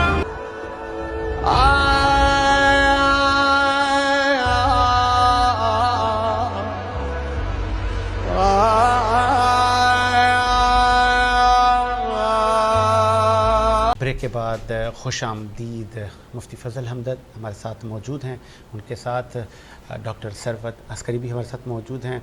हम कोशिश कर रहे हैं कि 10 मुहर्रमुल हराम पे जो आप पर गुज़री, नवासा रसूल पर गुज़री, हम उस पर भी बात करें, आपकी फ़जीलत पर भी बात करें, आपके लिए कितनी शान नबी ने फरमाई थी। और फिर एक तसलसल था, नबी करीम सल्लल्लाहु अलैहि वसल्लम बताते रहे, उम्मत को समझाते रहे, लेकिन उम्मत क्या समझी। आप तो बताते थे, आपको जिब्राइल बताता था कि आपके इस नवासे को वहाँ शहीद कर दिया जाएगा। आप फिर कहते हैं कि जो हज़रत अली को गाली दे समझो उसने रसूलुल्लाह को गाली दी। तो ये क्या रसूलुल्लाह को पता था कि हज़रत अली के साथ आगे चल के ये मामलात होंगे। ये बड़ा एक फ़िक्र है, एक सोच है। नबी तो सबको बता रहे थे ना डॉक्टर साहिबा, तो फिर क्या उम्मत वो नबी, माँ मैं कहीं गलत ना चला जाऊँ, क्या वो नबी की ये गुस्ताखी नहीं है कि मुझे नबी कहें कि ये काम नहीं करना और हम करें? क्या कहें? बिल्कुल, मैं तो कहती हूँ तौहीन रिसालत का मुकदमा इसके ऊपर कायम होना चाहिए, इसलिए कि हुजूर नबी करीम सल्लल्लाहु अलैहि वसल्लम ने हमको हुक्म दिया कुर्बा की मोहब्बत का। हाँ। और अगर हम कुर्बा से मोहब्बत नहीं करते हैं, अहले बैत रसूल से मोहब्बत नहीं करते हैं, तो यकीनन हम रसूल के अहकामात की खिलाफ वर्जी कर रहे हैं। हुजूर नबी करीम सल्लल्लाहु अलैहि वसल्लम इमाम हुसैन अलैहिस्सलाम की पैदाइश के दिन का वाक़या है कि सरकार दो आलम सल्लल्लाहु अलैहि वसल्लम इमाम हुसैन अलैहिस्सलाम के घर में तशरीफ़ लाए, यानी जनाब फ़ातिमा ज़हरा सलामुल्लाह अलैहा के घर में। और जो भी मलक तहनीत लेकर आया वो साथ में ताज़ियत भी करता हुआ आया। کہ یا رسول خدا صلی اللہ علیہ وآلہ وسلم آپ کو یہ بچہ بے جرم و بے خطا کربلا کے مقتل میں شہید کیا جائے گا. اللہ اکبر. حضور نبی کریم صلی اللہ علیہ وآلہ وسلم نے یہ تمام واقعات شہزادی کونین جناب فاطمہ الزہرا سلام اللہ علیہ کے سامنے سنائے اور جناب فاطمہ الزہرا روئیں اور خود رسول روئے اور پورا گھرانہ رویا. مجھے یقین ہے کہ پورا اسی لیے 3 شعبان کے حوالے سے ہم یہ کہتے ہیں کہ مظلوم کربلا کی ولادت کا روز ہے. اتنا ہنسو کہ آنکھ سے آنسو نکل پڑے. تو سرکار دو عالم صلی اللہ علیہ وآلہ وسلم شہزادی کونین جناب فاطمہ الزہرا نے فرمایا کہ بابا جان کیا اس وقت میں ہوں گی یا علی ہوں گے؟ جناب رسول خدا صلی اللہ علیہ وآلہ وسلم نے فرمایا کہ نہ فاطمہ تم ہوگی، نہ علی ہوں گے، نہ میں ہوں گی. تو فاطمہ زہرا نے ایک مرتبہ تڑپ کر پوچھا کہ بابا جان پہ میرے بچے پہ کون روئے گا؟ اس لیے کہ شہزادی کونین جناب فاطمہ الزہرا کو یہ معلوم تھا کہ عرب کی تاریخ میں وہ مردہ منحوس تصور کیا جا سکتا ہے جس پر کوئی رونے والا نہ ہو. تو ایک مرتبہ اللہ کے رسول صلی اللہ علیہ وآلہ وسلم نے فرمایا کہ فاطمہ خدا ایک ایسی قوم کو پیدا کرے گا جس کے جوان تیرے جوانوں کو روئیں گے، جس کے بوڑھے تیرے بوڑھوں کو روئیں گے، جس کے بچے تیرے بچوں کو روئیں گے، جس کی عورتیں تیری عورتوں کو روئیں گی. اور فاطمہ زہرا سلام اللہ علیہ نے فرمایا کہ بابا جان جب تک حسین کے رونے والوں کو میں جنت میں داخل نہ کر لوں گی میں بھی جنت پہ قدم نہ رکھوں گی. تو ہم کو ہمارے پاس بہت ساری روایات موجود ہیں، مگر اس کے باوجود اگر ہم ان روایات پر عمل نہیں کرتے ہیں تو اس کا مطلب یہ ہے کہ ہم حضور نبی کریم صلی اللہ علیہ وآلہ وسلم کے احکامات کو نہیں مانتے ہیں. ایک بڑے جید عالم دین مولانا طارق جمیل صاحب وہ غالباً روئے اور مولا کو مولا کہا تو وہ پس منظر سے غائب ہے. دیکھیں یہ تو ہمیشہ سے ہوتا آیا ہے، یعنی بنو امیہ کے دور میں پوری کتابوں کو جلایا گیا، پورے کتب خانوں کو جلایا گیا اور پوری تاریخ کو مسخ کیا گیا. تو ہم سب کے سامنے وہ موجود ہے کہ یہ جو جس طرح مفتی فضل احمد ارشاد فرما رہے تھے کہ بالکل ویسے ہی حالات و واقعات ہم کتاب سلیم بن قیس ہلالی میں جو کچھ پڑھتے ہیں کہ شیعان علی کا گھر جلایا جائے گا، جو بھی اہل بیت رسول صلی اللہ علیہ وآلہ وسلم کا نام لے گا، سرکار دو عالم صلی اللہ علیہ وآلہ وسلم کے گھرانے کا جو بھی نام لے گا اس کے گھروں کو ان کے اوپر گرا دیا جائے گا، ان کو واجب القتل قرار دیا جائے گا یا ان کو نکال دیا جائے گا، گھر وطن بدر کر دیا جائے گا. تو یہ روایات ساری ہمارے سامنے موجود ہیں اور جب یہ روایات ہمارے سامنے موجود ہیں تو اب یہاں پہ ایک بڑا امپورٹنٹ سوال میں نے چونکہ ڈاکٹر ثروت عسکری سے جو سوال کیا وہ میں مولانا طارق جمیل صاحب روئے اور آپ اتنا روئے کہ آپ نے سب کو رلا دیا اور آپ نے کہا کہ غم حسین میں رونا تو دراصل سنت ہے، میں نہیں رو رہا کل کائنات رو رہی ہے. آپ پہ جو ظلم ہوا جو امت نے کیا، اور علی کو علی نہ کہو، علی کو مولا کہو، چونکہ مولا آپ کو محمد مصطفیٰ نے کہا تھا. مفتی فضل ہمدرد صاحب روئے تو مفتی فضل ہمدرد صاحب کو بھی اہل سنت والوں نے کہا کہ آپ ہمارے نہیں ہیں. ایسا تو نہیں ہے؟ نہیں، اہل سنت نہیں کہتے ایسے. اچھا، اہل سنت تو وہ تو سنی ہو ہی نہیں سکتا نا کہ جو امام حسین کے اوپر رونے کو بدعت کہے گا. وہ سنت پر کیسے ہو سکتا ہے بھئی؟ سنت مولوی کی تو سنت نہیں نا، رسول کی سنت ہے. سبحان اللہ، سبحان اللہ. اہل سنت کا مطلب کیا ہے؟ محمد کی سنت پر ہونا، سبحان اللہ، محمد صلی اللہ علیہ وآلہ وسلم کے پیچھے چلنا نا. کسی ملا کے پیچھے چلنے کا نام تو سنت ہونا سبحان نہیں ہے. اللہ، سبحان اللہ. تو کوئی بھی اہل سنت اس بات سے منع نہیں کر سکتا کہ آپ رسول کے بچوں کے غم کے اوپر نہ روئیں. مولوی صاحبان کہتے ہیں وہ ایک الگ بات ہے، وہ ان کے اپنے خیالات ہیں، اپنے گمان ہیں. اپنے خیالات ہیں یا وہ دین محمد ہے؟ نہیں، دین کیسے ہو سکتا ہے؟ دین کیسے، مطلب دین کیوں رونے سے منع کرے گا؟ فطرت سے تو دین منع نہیں کرتا. مطلب وہ پھر غلط بتا رہے ہیں بچوں کو؟ بالکل غلط بتا رہے ہیں. جو اگر بتاتا ہے اچھا کوئی سنی اس سے منع نہیں کر سکتا. میں یہ عرض کرنا چاہتا ہوں اس لیے کہ سنت ہے حسین پر ہونا. جب آپ پیدا ہوئے آپ کو بتایا گیا، ام الفضل جو حضرت عباس کی زوجہ ہیں انہوں نے باقاعدہ وہ روایت کرتی ہیں. اسی طرح ام المومنین ام سلمہ سے روایت ہے، ترمذی کی روایت ہے کہ کربلا کے دن ام المومنین ام سلمہ کہتی ہیں کہ میں نے رسول اللہ کو خواب میں دیکھا کہ آپ کی حالت ایسی ہے کہ آپ کے بال جو ہیں وہ گرد و غبار کے اندر اٹے ہوئے ہیں، آپ کا چہرہ انور وہ دھول میں اٹا ہوا ہے. تو میں نے پوچھا یا رسول اللہ آپ کی حالت کیوں ہے؟ آپ نے کہا کہ شہدت قتل الحسین آنفا، میں ابھی حسین کی قتل گاہ سے آیا ہوں. یہ حالت میری اس لیے ہے. ابن عباس کہتے ہیں کہ رسول اللہ کو خواب میں دیکھا ہم نے کہ آپ نے گریہ کیا ام المومنین ام سلمہ کہتی ہیں کہ جنہوں نے گریہ کیا تھا اس میں، فضائل الصحابہ کے اندر روایت ہے، جنوں بشر ان کے اوپر روئیں، اللہ رسول جن پر گریہ کریں، بتائیں، صحابہ جن پر روئیں، اور آج مولانا مولوی منع صاحب کرے. کہے کہ جناب یہ نہیں ہونا چاہیے، بدعت ہونا چاہیے، تو کس کی سنت پہ چلیں گے؟ رسول کی سنت پہ یا مولوی کے طریقے پہ؟ رسول کی سنت. رسول کی سنت پہ. بے شک. تو یہ سنی شیعہ بات نہیں ہے، ہم، یہ بات ہے قلب کی، ضمیر کی، انسانیت کی. ہم. اور اس میں کوئی میں نہیں سمجھتا ہوں کہ ہمارے علماء اہل سنت بھی اس ذکر امام حسین کرتے ہیں. ہمارے علماء اہل سنت نے کتابیں لکھی ہیں. دارالعلوم دیوبند کی بہترین شاندار کتاب ہے. جب پاکستان میں یزید کا دفاع کیا گیا تو دارالعلوم دیوبند سے مولانا قاری محمد طیب صاحب رحمۃ اللہ علیہ نے کتاب لکھی، شہید کربلا. سبحان اللہ. یزید کو پلید لکھا انہوں نے، جرت کا کام کیا. سبحان اللہ. مفتی شفیع رحمہ اللہ، شفیع عثمانی صاحب جو دارالعلوم کراچی کے ان کے والد تھے، انہوں نے کتاب لکھی تھی. یزید کو کافر نہ کہیں، یزید مفتی کو شفیع یوں نہ اکاڑوی کہیں. صاحب، انہوں نے ہاں. امام پاک اور یزید پلید ہاں. کتاب لکھی ہے. کیا بات ہے، سبحان اللہ. علماء بریلیوں میں سے ہم. جلیل القدر عالم تھے مفتی شفیع اکاڑوی صاحب، خطیب پاکستان جن کو کہا بے جاتا ہے. شک بے شک بے تو شک بھائی اہل سنت تو امام حسین کے ساتھ ہیں. بے شک. یہ تو ناسبی وہ طبقہ ہے کہ جو جن کا سنیت سے کوئی دور تعلق نہیں ہے، وہ یزید کے ساتھ کھڑا ہوتا ہے. صحیح. فیضا سوال آپ کہہ رہی تھی. بالکل جی. میرے ذہن میں حالات حاضرہ کے حوالے سے میں ایک سوال کرنا چاہوں گی مفتی صاحب سے بھی اور ڈاکٹر سید عسکری صاحبہ سے بھی، کہ ہم دیکھتے ہیں کہ آج سینیریو بڑا مختلف ہے، کہ بالکل یہ جو واقعہ تھا، واقعہ کربلا، اتنے سال گزرنے کے باوجود بھی ہر آنکھ اشکبار ہے. ہم تو بحیثیت مسلمان ہیں، رسول اللہ اور ان کے اہل بیت اطہار سے محبت فطری طور پہ کرتے ہیں اور ہمارے ایمان کا حصہ بھی ہے، لیکن ہم دیکھتے ہیں کہ واقعی کربلا کے اوپر تو وہ آنکھ بھی اشکبار ہوئی ہے اور ہوتی ہے کہ جو نان مسلمس ہیں، جن کا ہم سے تعلق نہیں ہے، مسلمان سے تعلق نہیں ہے. لیکن آج ہم دیکھتے ہیں کہ جب یہ محرم کے ایام شروع ہوتے ہیں تو ہماری جو زندگی کے معمولات ہیں وہ بہت ساری جگہوں پر ویسے ہی چلتے رہتے ہیں جیسے کہ ہمیشہ. وہ لائک جیسے تقریبات بھی چھٹی چلتی میں ہیں، کرکٹ میچ ہو رہے ہیں، باقی چھٹیوں کی طرح ہم ان کو بھی مناتے ہیں، تقریبات بھی کر لیتے ہیں اور ویکیشنز پہ کہیں گھومنے بھی چلے جاتے ہیں. ناران کا آنگن چلے جائیں گے. ایون کہ جو اس وقت جو وہ ڈھول اور تاشوں وغیرہ کا سامان یزید کی قوم نے استعمال کیا تھا اعلان کے لیے، وہ بھی بچوں کو دلایا جا رہا ہوتا ہے. تو اس بارے میں کچھ رائے بہت دیجیے اور اس افسوس بارے کی میں بات ہے. رہنمائی یہ قومی فرمائیے. انحداد ہے، یہ ہمارا ثقافت خراب ہو رہی ہے. جی. ہمارے ہاں تربیت کا فقدان ہے جی کہ پہلے تو ہمارے ہاں ایسے ہوتا تھا کہ بزرگ جو یعنی جنہیں کہا جاتا ہے نا، یار آپ کو کیا پتا، آپ تو اپڈیٹڈ نہیں ہے، اس زمانے سے آپ بیکورڈ چل رہے ہیں. جو ہمارے بزرگ ہیں، خواتین ہیں گھروں میں، چاہے وہ سنی ہو شیعہ ہوں، جی بالکل. ہمارے اہل سنت میں بھی ہماری والدہ ہمارے جو وہ بٹھا کے اور اس دن میں باقاعدہ تذکرہ کرتی تھی، کہانیاں سناتی تھی.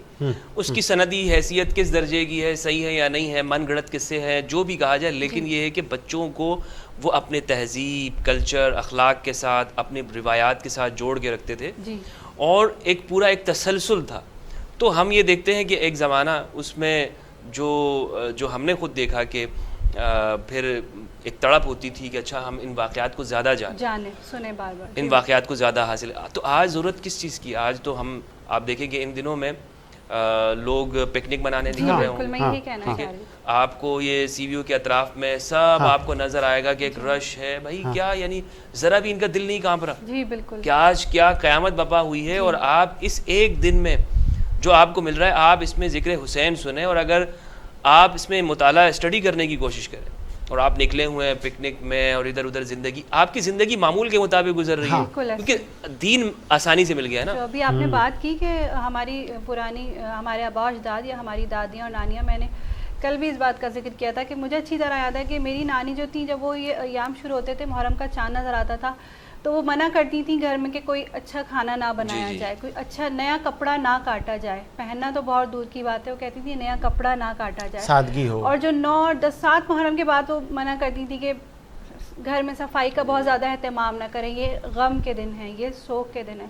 تو ہماری وہ روایات کہاں چلی گئی ہیں، وہ چیزیں کہاں چلی گئی ہیں؟ آپ کیا کہنا چاہیں گے اس بارے میں؟ میں سب سے پہلے آپ کے جو پہلا سوال تھا میں اس کا جواب دینا چاہتی ہوں کہ میں ابھی 3-4 سال پہلے کیونکہ وہاں ڈیفنس میں ایک ایکسٹرا پڑھ رہی تھی، تو اس سال 14 اگست 4 یا 5 محرم کو پڑا تھا. تو میں جب سی وی یو کی طرف سے نکلی تو سی وی یو پہ اتنا رش تھا اور اتنے باجے بجائے جا رہے تھے کہ مجھے وہ کربلا کا وہ واقعہ یاد آیا کہ امام علی مقام امام حسین علیہ السلام کے کس طرح سے انہوں نے فتح کے شادیانے بجائے ہوں گے اور کس طرح سے قتل حسین کے بعد اور ان معصوم بچوں کے دلوں پر کیا گزری ہوگی کہ جن کے خیمے بھی جل گئے تھے اور جو یتیم بھی ہو چکے تھے. تو یقیناً ہم سب کے لیے یہ غور و فکر کا باعث ہے, غور و فکر کا باعث ہے. اور فیضہ آپ نے کیا سوال کیے؟ میں نے سوال کیا کہ ہماری رہنمائی اس سلسلے میں فرمائیے کہ ہمیں ان ایام کو کس طرح گزارنا چاہیے. ہم کو ان ایام میں امام حسین علیہ السلام کے ذکر میں زیادہ سے زیادہ گزارنا چاہیے اور ہمیں سوگ نظر آنا چاہیے, غمزدہ نظر آنا چاہیے, سادگی نظر آنی چاہیے. اور ہم دیکھتے ہیں کہ چاہے وہ سنی ہو یا شیعہ ہو, اگر کوئی شخص سوگ میں نہیں ہے تو وہ رحمت العالمین صلی اللہ علیہ وآلہ وسلم سے وفا نہیں کر رہا. بہت خوبصورت بات کی ڈاکٹر صاحبہ نے, اور مجھے بھی غالباً جیسے فائدہ نے اپنے گھر کی ایک بات بتائی, تو میں بھی بہت چھوٹا تھا, غالباً ہم اپنے اپارٹمنٹ میں ریکٹ کھیل رہے تھے. تو ایک ہمارے اسی اپارٹمنٹ کی ایک خاتون, مطلب ہماری دادی کی عمر کی ہوں گی, ہم بہت چھوٹے تھے, 6-7 کے بچے, تو اچانک وہ کھڑے ہو کے غصے سے دیکھنے لگی. تو مجھے دوست نے کہا کہ یار وہ غصے سے دیکھ رہی ہیں آنٹی. تو ہم تھوڑی دیر کے لیے رکے, ہم نے کہا کیوں دیکھ رہی ہیں؟ تو شی سیز کہ آپ لوگ قیامت کے دن چل رہے ہیں اور آپ لوگ لگے ہوئے ہیں, تفریحاں ریکٹیں کھیل رہے ہیں, کیا بھولے جا رہے ہیں, آپ کو بڑوں نے نہیں بتایا کہ آج کون سا دن ہے. اچھا, ہم تب کیونکہ بچہ ہوتا ہے, بچوں کو بھی پتہ نہیں ہوتا, تو جیسے وہ محترمہ چلی گئی, ہم وہ کھیل ختم, تو سوچا ایک فکر پیدا ہوئی, یار سروے تو کریں, بڑوں سے جا کے پوچھیں, کتابیں کھولیں, آج ایسا کیا ہوا ہے. تو کیا آج وہ بڑے بتاتے ہیں؟ جس طرح ہمیں تو پڑوسی بھی روک کے کہتے تھے کہ یہ کیا کر رہے ہو آپ لوگ, یہ انہوں نے اپنا فرض ادا کیا نا, کیا آج وہ بڑے یہ کرتے ہیں؟ آج بڑے کہتے ہیں ٹھیک ہے بچہ لگے رہو, ٹک ٹاک بناتے رہو. افسوس کی بات ہے. اس پہ روشنی فرمائے نا مفتی صاحب, کیونکہ غالباً آپ کا ٹائم بہت قیمتی ہے اور آج کے دن کی اہمیت کتنی ہے, اور پھر تاریخ بتاتی ہے کہ آج کے دن ہی 10 محرم کا دن ہوگا, قیامت برپا ہوگی. اور اس دن میں پہلے بھی تاریخ اسلام میں نوح سے لے کے بہت سارے لوگوں پر آزمائش آئی ہے. جی بالکل بالکل. تو یہ تربیت کا جیسا میں نے عرض کیا کہ فقدان ہے, اور ہمیں یہ چاہیے کہ ہم اپنے بچوں کی, اپنے معاشرے کی اصلاح کریں, اور جہاں کچھ اس طرح نظر آتا ہے تو اس کو فوراً ہم ان کو ذرا تنبیہ کریں, آگاہ کریں کہ بھائی آپ یہ کیا کر رہے ہیں. آپ نے 10 محرم کو گانے چلائے ہوئے ہیں, آپ نے ٹیپ ریکارڈر چلایا ہوا ہے, اتنی بلند آواز سے سینما کی طرف جا رہے ہیں, تو اس میں ہم ان کو اس میں توجہ دلانے کی کوشش کرنی چاہیے. توجہ. اور پھر چونکہ مفتی صاحب بار بار ہمیں کہہ رہے تھے کہ ساجد میکسیمم سوال کریں تاکہ پھر تشنگی نہ رہ جائے. اب میں تھوڑا سا پھر ایک امپورٹنٹ سوال کی طرف جاؤں گا, پھر ہم نے وقفے کی طرف جانا ہے, اس کے بعد ہمارا لاسٹ سیگمنٹ ہے. مفتی صاحب کو بھی ہم زبردستی روک کے بیٹھے ہوئے ہیں, انہوں نے ہم سے 1 گھنٹہ مانگا تھا اور ہم نے ان کو 1.5 گھنٹے سے بٹھایا ہوا ہے. مفتی صاحب, واقعہ کربلا رونما ہو گیا, پھر وہ جو لاشیں تھے وہ ریت میں پڑے ہیں, کفن کس نے دیا, تدفین کس نے کی, رویا کون, یہ معاملہ پھر آگے کیسے چلا؟ کیونکہ وہ جو بچ گئے وہ تو قید ہو کے چلے گئے, ان پہ تو آزمائش آ گئی. جو شہید ہو گئے غالباً اتنی بڑی ہستیاں, وہاں ریت نے ان کو دفن کر دیا. نہیں, یہ تو وہاں پر جو آپ یہ دیکھیں کہ امام زین العابدین علیہ السلام ہیں, بیمار کربلا جن کو کہتے ہیں, سید سجاد, ان کی 22 سال عمر ہے, اور 4 سال کے اس موقع پر امام محمد الباقر بھی ہیں. صحیح. تو یعنی ایک اور بیویاں بھی ہیں. ایسے میں کربلا سے کچھ لوگ ایسے بھی ہیں کہ جو وہاں ارد گرد, لازمی بات ہے جب جنگ ختم ہو گئی ہے تو موقع ملا ہے, ارد گرد کے قبائل آئے ہیں. ایسا نہیں ہے کہ پورا کوفہ وہ سب کا سب دشمن ہو گیا تھا آپ کا. صحیح. ایسا نہیں ہے کہ بس کوفہ کے سارے لوگ وہ تو بےمان ایسے ہو گئے ہیں کہ اس میں تو کوئی ایک بھی شیعان علی نہیں بچا. مختار وہاں پر ہے, مختار پابند سلاسل ہے, اور اسی طرح آپ دیکھیں سلیمان بن سرد الخزائی کے 4000 توابین کا بعد میں لشکر آتے, سارے کہاں سے آ گئے؟ سبحان اللہ. اس موقع پر چونکہ ایک پوری پلاننگ ایسی کی گئی نا کہ دروازے بند کر دیے گئے, جو اہم لوگ تھے ان کو جیلوں میں ڈال دیا گیا, جس طرح آج ہوتا ہے جیسے. تو وہ جیسے ایک جب انہوں نے دیکھ لیا کہ امام حسین شہید ہو چکے ہیں تو ان کی اب ختم، ان کا کام پورا ہو چکا تھا. تو لوگ اور بھی آئے ہیں، باقاعدہ طور پر یہ سب یہاں پر تدفین ہوئی ہے، اور سارے معاملات آگے سے اس طرح چلے ہیں یہاں پر. تو اس میں ایسا نہیں ہے کہ لوگ دائیں بائیں سے قبیلے سے لوگ آئے نہیں ہیں، وہاں موجود تھے قبائل، وفادار لوگ بھی تھے. پھر جس طرح آپ نے کہا کہ نواسہ رسول نے سارے فرائض پورے کیے، بنی اسد کے لوگوں سے وہ زمین بھی خرید. آج بھی وہ کربلا کے اندر وہ سب سے بڑا لشکر جو ہے، جو قافلہ جو ہوتا ہے وہ بنی اسد کے لوگوں کا ہوتا ہے، وہاں پر آتے ہیں، ان کا تعزیہ کرتے ہیں، وہاں پر موجود ہوتے ہیں. تو یہاں پر آپ یہ دیکھیں کہ آپ کی تحقیق نے کیا پایا کہ نواسہ رسول چونکہ امام حسین عالی مقام مسلمانوں کے بھی نہیں ہیں، وہ عیسائیوں کی بھی ہیں، سکھوں کے بھی ہیں، وہ انسانیت کے حسین ہیں، ہے نا. تو پھر یہ جو لوگ کہاوتیں بناتے ہیں کہ یہ شیعہ روتے ہیں ان پر اور ان کو تو بددعا ہے بی بی زینب کی، آپ کی چونکہ آپ مفتی ہیں، آپ کی تحقیق نے کیا پایا؟ کیونکہ مجھے تو خطبہ زینب تو یزید کے دربار میں نظر آتا ہے. تو جو نہیں روتے ان کو کس کی بددعا ہے؟ ہاں ان کو شیطان کی ہوگی. بھیا آپ کا دل سخت ہو گیا ہے، آپ کے شیطان کی بددعا ہے. ہاں تم حالانکہ دیکھیں نا کہ میں نے عرض کیا کہ رونا تو سنت رسول ہے، پھر نواسے کے اوپر رونا، رسول روئے ہیں. اللہ اکبر. تو اس سے زیادہ اور مزید کیا ہم اس پر گفتگو کریں یا دلائل دیں کہ جناب آپ روئیں نہ روئیں؟ ٹھیک ہے، کسی کا دل اگر سخت ہو چکا ہے، پتھر سے بھی زیادہ سخت ہے، نہیں روتا تو نہ روئے، لیکن دین اس کا کہنے کے اوپر نہیں چلتا. دین کسی مولوی کے کہنے پر نیاز حسین آپ کے پاس آئے، آپ کھاتے بھی ہیں؟ جی جی بالکل، کھانا سبیلیں بھی پیتے ہیں آپ؟ بالکل بالکل. تو ایسے لوگ آپ کی نظر سے گزرے جو کہتے ہیں نہیں یہ نہیں کھانا نہیں پینا؟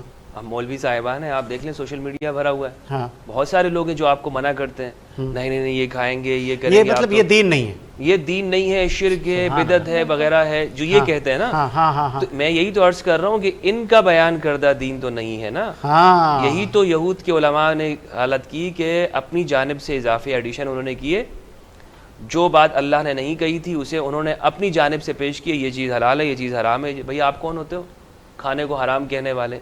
امام حسین علیہ السلام کی یوں سمجھ لیں کہ ان سے منسوب دن کے اندر لوگوں کو کھانا کھلایا جاتا ہے. امام حسین کے نام پہ بھی نہیں ہے، یہ اللہ کے نام پر ہے. بتائیں. ٹھیک ہے، یہ اللہ کے نام پر ہے، نظر نیاز سب اللہ کے لیے ہوتی ہے.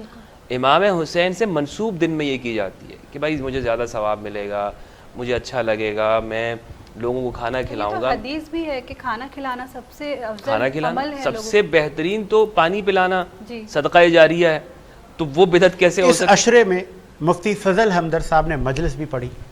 جی الحمدللہ الحمدللہ. اچھا. ہم نے آغاز کیا ہے پاکستان میں پہلی مرتبہ ہاں ایک سنی اسکالر کہ وہ عشرہ مجالس امام حسین ہم نے آغاز کیا خالق دین حال کے اندر.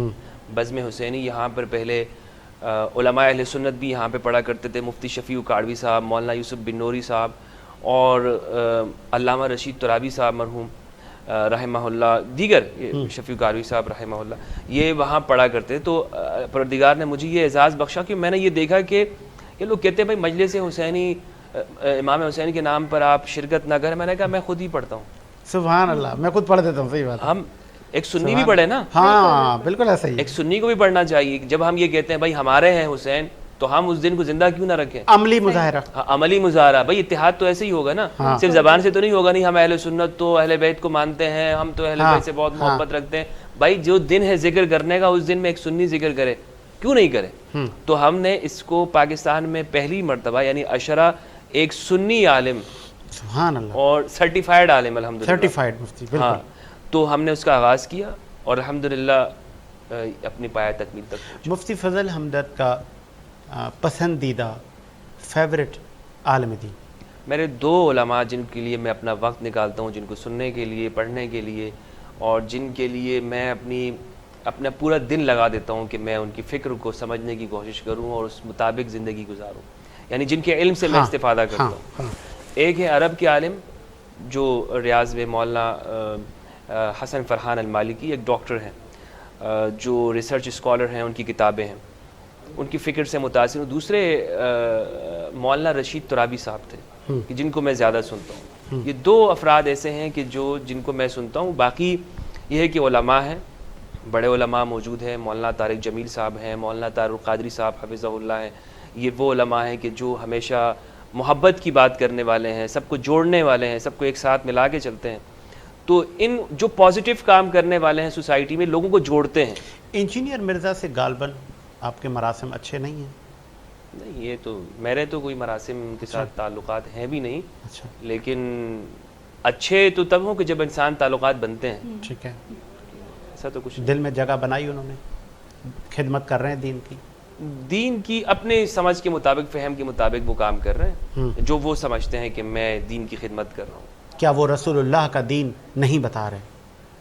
دیکھیں، میں اس حوالے سے یہ کہوں گا کہ وہ یہ سمجھتے ہیں کہ وہ رسول اللہ کا دین بتا رہے ہیں. ٹھیک ہے، حالانکہ ایسا نہیں. میرا اور ان کی فہم کا اختلاف ہو سکتا ہے. میرا کسی بھی شخصیت کے ساتھ، میں پرسنالٹیز کے اوپر زیادہ بات نہیں کرتا ہوں. ہر بندہ وہ یہ کہتا ہے کہ ٹھیک ہے میں یہ بات کرتا ہوں، تو میں اس کے دلائل سے اختلاف کر سکتا ہوں. وہ کر رہے ہیں نہیں کر رہے ہیں یہ ان کا معاملہ ہے. اصل میں ان کے لیے اکثر علماء نے یہ کہا ہے کہ وہ ہم سے بیٹھتے نہیں ہیں، ہم سے ملتے نہیں ہیں، مناظرہ نہیں کرتے. مطلب کیا کریں؟ وہ ان کے پاس جانا شروع کر دیں، لوگوں کے پاس جائیں، گلی محلے میں گھومیں، کیا کریں؟ وہ کیسے ملیں؟ وہ دین صحیح نہیں بتاتے. مطلب آپ نے کہا کہ وہ اپنی جگہ ٹھیک ہے. نہیں، میں یہ نہیں کہہ رہا ہوں کہ اپنی جگہ ٹھیک ہے، میں یہ بھی نہیں کہہ رہا ہوں کہ اپنی جگہ غلط ہے. وہ کہہ رہے ہیں کہ میں دین بتا رہا ہوں، تو اب ہم ان کو دلائل کو دیکھیں گے دین ہے یا نہیں ہے، اس پہ بات ہوگی نا. میں ان کی شخصیت پہ کیا بات کروں؟ جس طرح آپ نے مجلس پڑھی، اشرا پڑھا، اور آپ سرٹیفائڈ اہل سنت کے مدارس سے آپ نے تعلیم حاصل کی، اور آپ مفتی ہیں. کیا آپ کو لگتا ہے کہ یہ جو آپ نے شمع جلائی ہے، آگے یہ جو پودا ہے یہ درخت بنے گا؟ انشاءاللہ، لوگوں انشاءاللہ. کا اس سے فائدہ ہوگا؟ بہت سارے دیکھیں، پاکستان کے اندر اب وہ وقت آ گیا ہے کہ ہم نے یہ بات سمجھ لینی ہے کہ یہاں نفرتیں بانٹنے والوں کا دور چلا گیا. یہاں جنہوں نے نفرتیں بانٹی، قوموں کو تقسیم کیا، مذہب، فرقے، مسلک کے نام پر، قومیتوں اور عصبیتوں کے نام پر، اس نے کس کو نقصان دیا؟ وطن عزیز پاکستان کو. آج پاکستان کو جو داخلی اور خارجی فتنے ہیں اس میں کن لوگوں کا ہاتھ ہے؟ کہ آپ دیکھ لیں نا کہ ہماری جو سرحدیں وہ غیر محفوظ ہو گئی ہیں. ہمارے وطن کے اندر کلمہ پڑھ کر ہمارے مسلمانوں کو شہید کیا جا رہا ہے.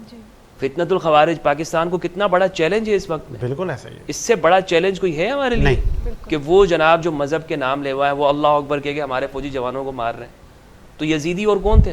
ایسا ہی خارجی یہی تو تھے نا کہ جو ان میں سے چلے آ رہے ہیں. آج کے دن کی مناسبت سے کیا میسج دیں گے؟ آج کے دن کی مناسبت سے میسج یہ ہے کہ فرقہ واریت میں نہیں پڑھنا چاہیے.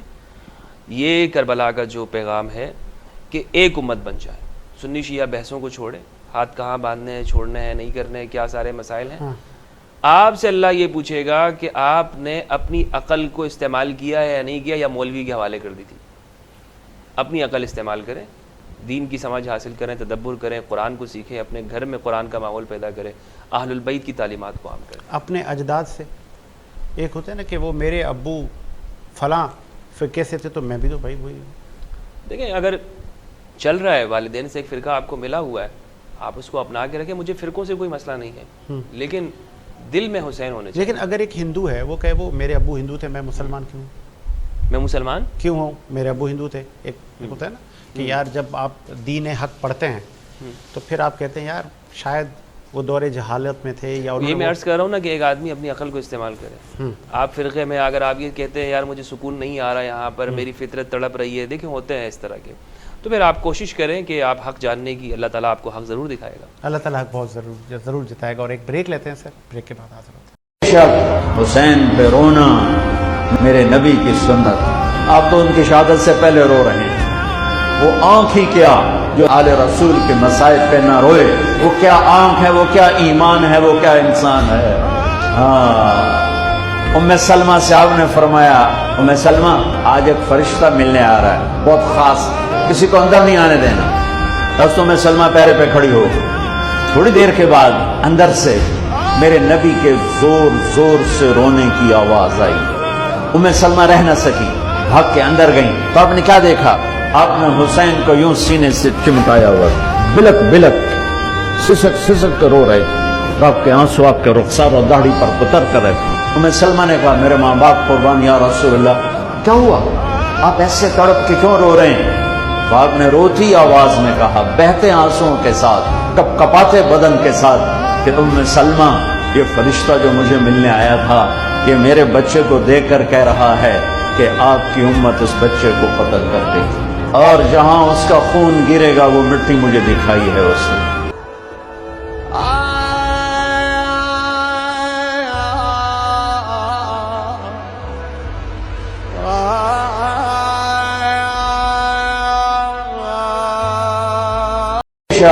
حسین پہ رونا میرے نبی کی سنت، آپ تو ان کی شہادت سے پہلے رو رہے ہیں۔ وہ آنکھ ہی کیا جو آل رسول کے مصائب پہ نہ روئے، وہ کیا آنکھ ہے، وہ کیا ایمان ہے، وہ کیا انسان ہے۔ ام سلمہ سے آپ نے فرمایا ام سلمہ آج ایک فرشتہ ملنے آ رہا ہے، بہت خاص، کسی کو اندر نہیں آنے دینا۔ بس ام سلمہ پیرے پہ کھڑی ہو، تھوڑی دیر کے بعد اندر سے میرے نبی کے زور زور سے رونے کی آواز آئی۔ ام سلمہ رہ نہ سکی، بھاگ کے اندر گئیں تو آپ نے کیا دیکھا؟ آپ نے حسین کو یوں سینے سے چمٹایا ہوا، بلک بلک سسک سسک کر رو رہے تھے، آپ کے آنسو آپ کے رخسار اور داڑھی پر اتر کر رہے تھے۔ ام سلمہ نے کہا میرے ماں باپ قربان یا رسول اللہ، کیا ہوا؟ آپ ایسے تڑپ کے کیوں رو رہے ہیں؟ تو آپ نے روتی آواز میں کہا، بہتے آنسوؤں کے ساتھ، کپ کپاتے بدن کے ساتھ، کہ ام سلمہ یہ فرشتہ جو مجھے ملنے آیا تھا یہ میرے بچے کو دیکھ کر کہہ رہا ہے کہ آپ کی امت اس بچے کو قتل کر دے گی، اور جہاں اس کا خون گرے گا وہ مٹی مجھے دکھائی ہے اس نے۔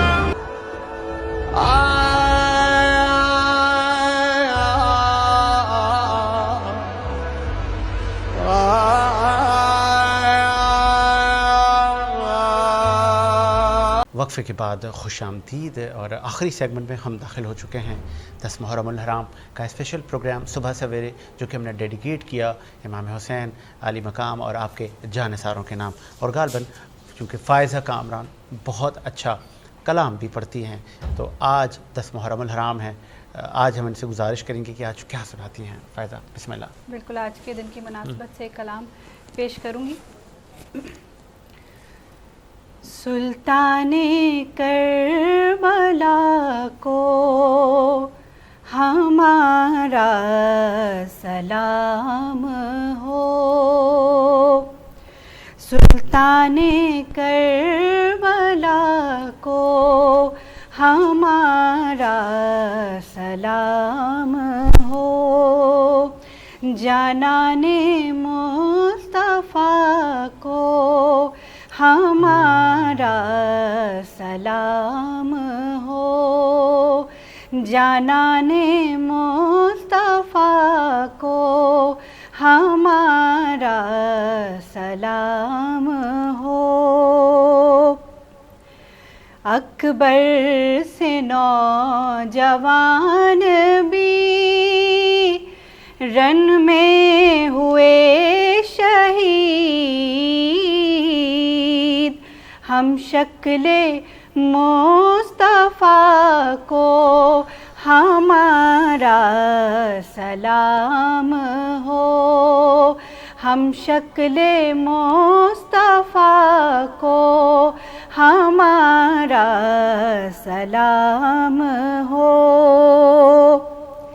اصغر سی ننھی جان پر لاکھوں درود ہوں، معصوموں بے خطا کو ہمارا سلام ہو، معصوموں بے خطا کو ہمارا سلام ہو۔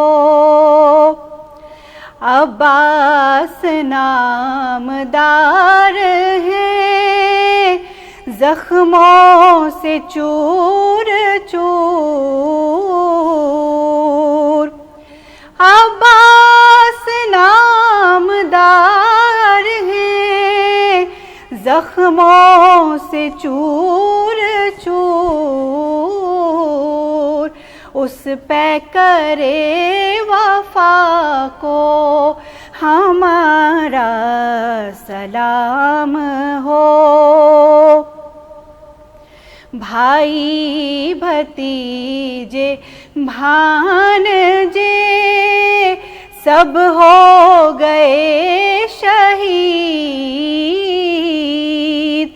ہر لالے بے بہا کو ہمارا سلام ہو، ہر لالے بے بہا کو ہمارا سلام ہو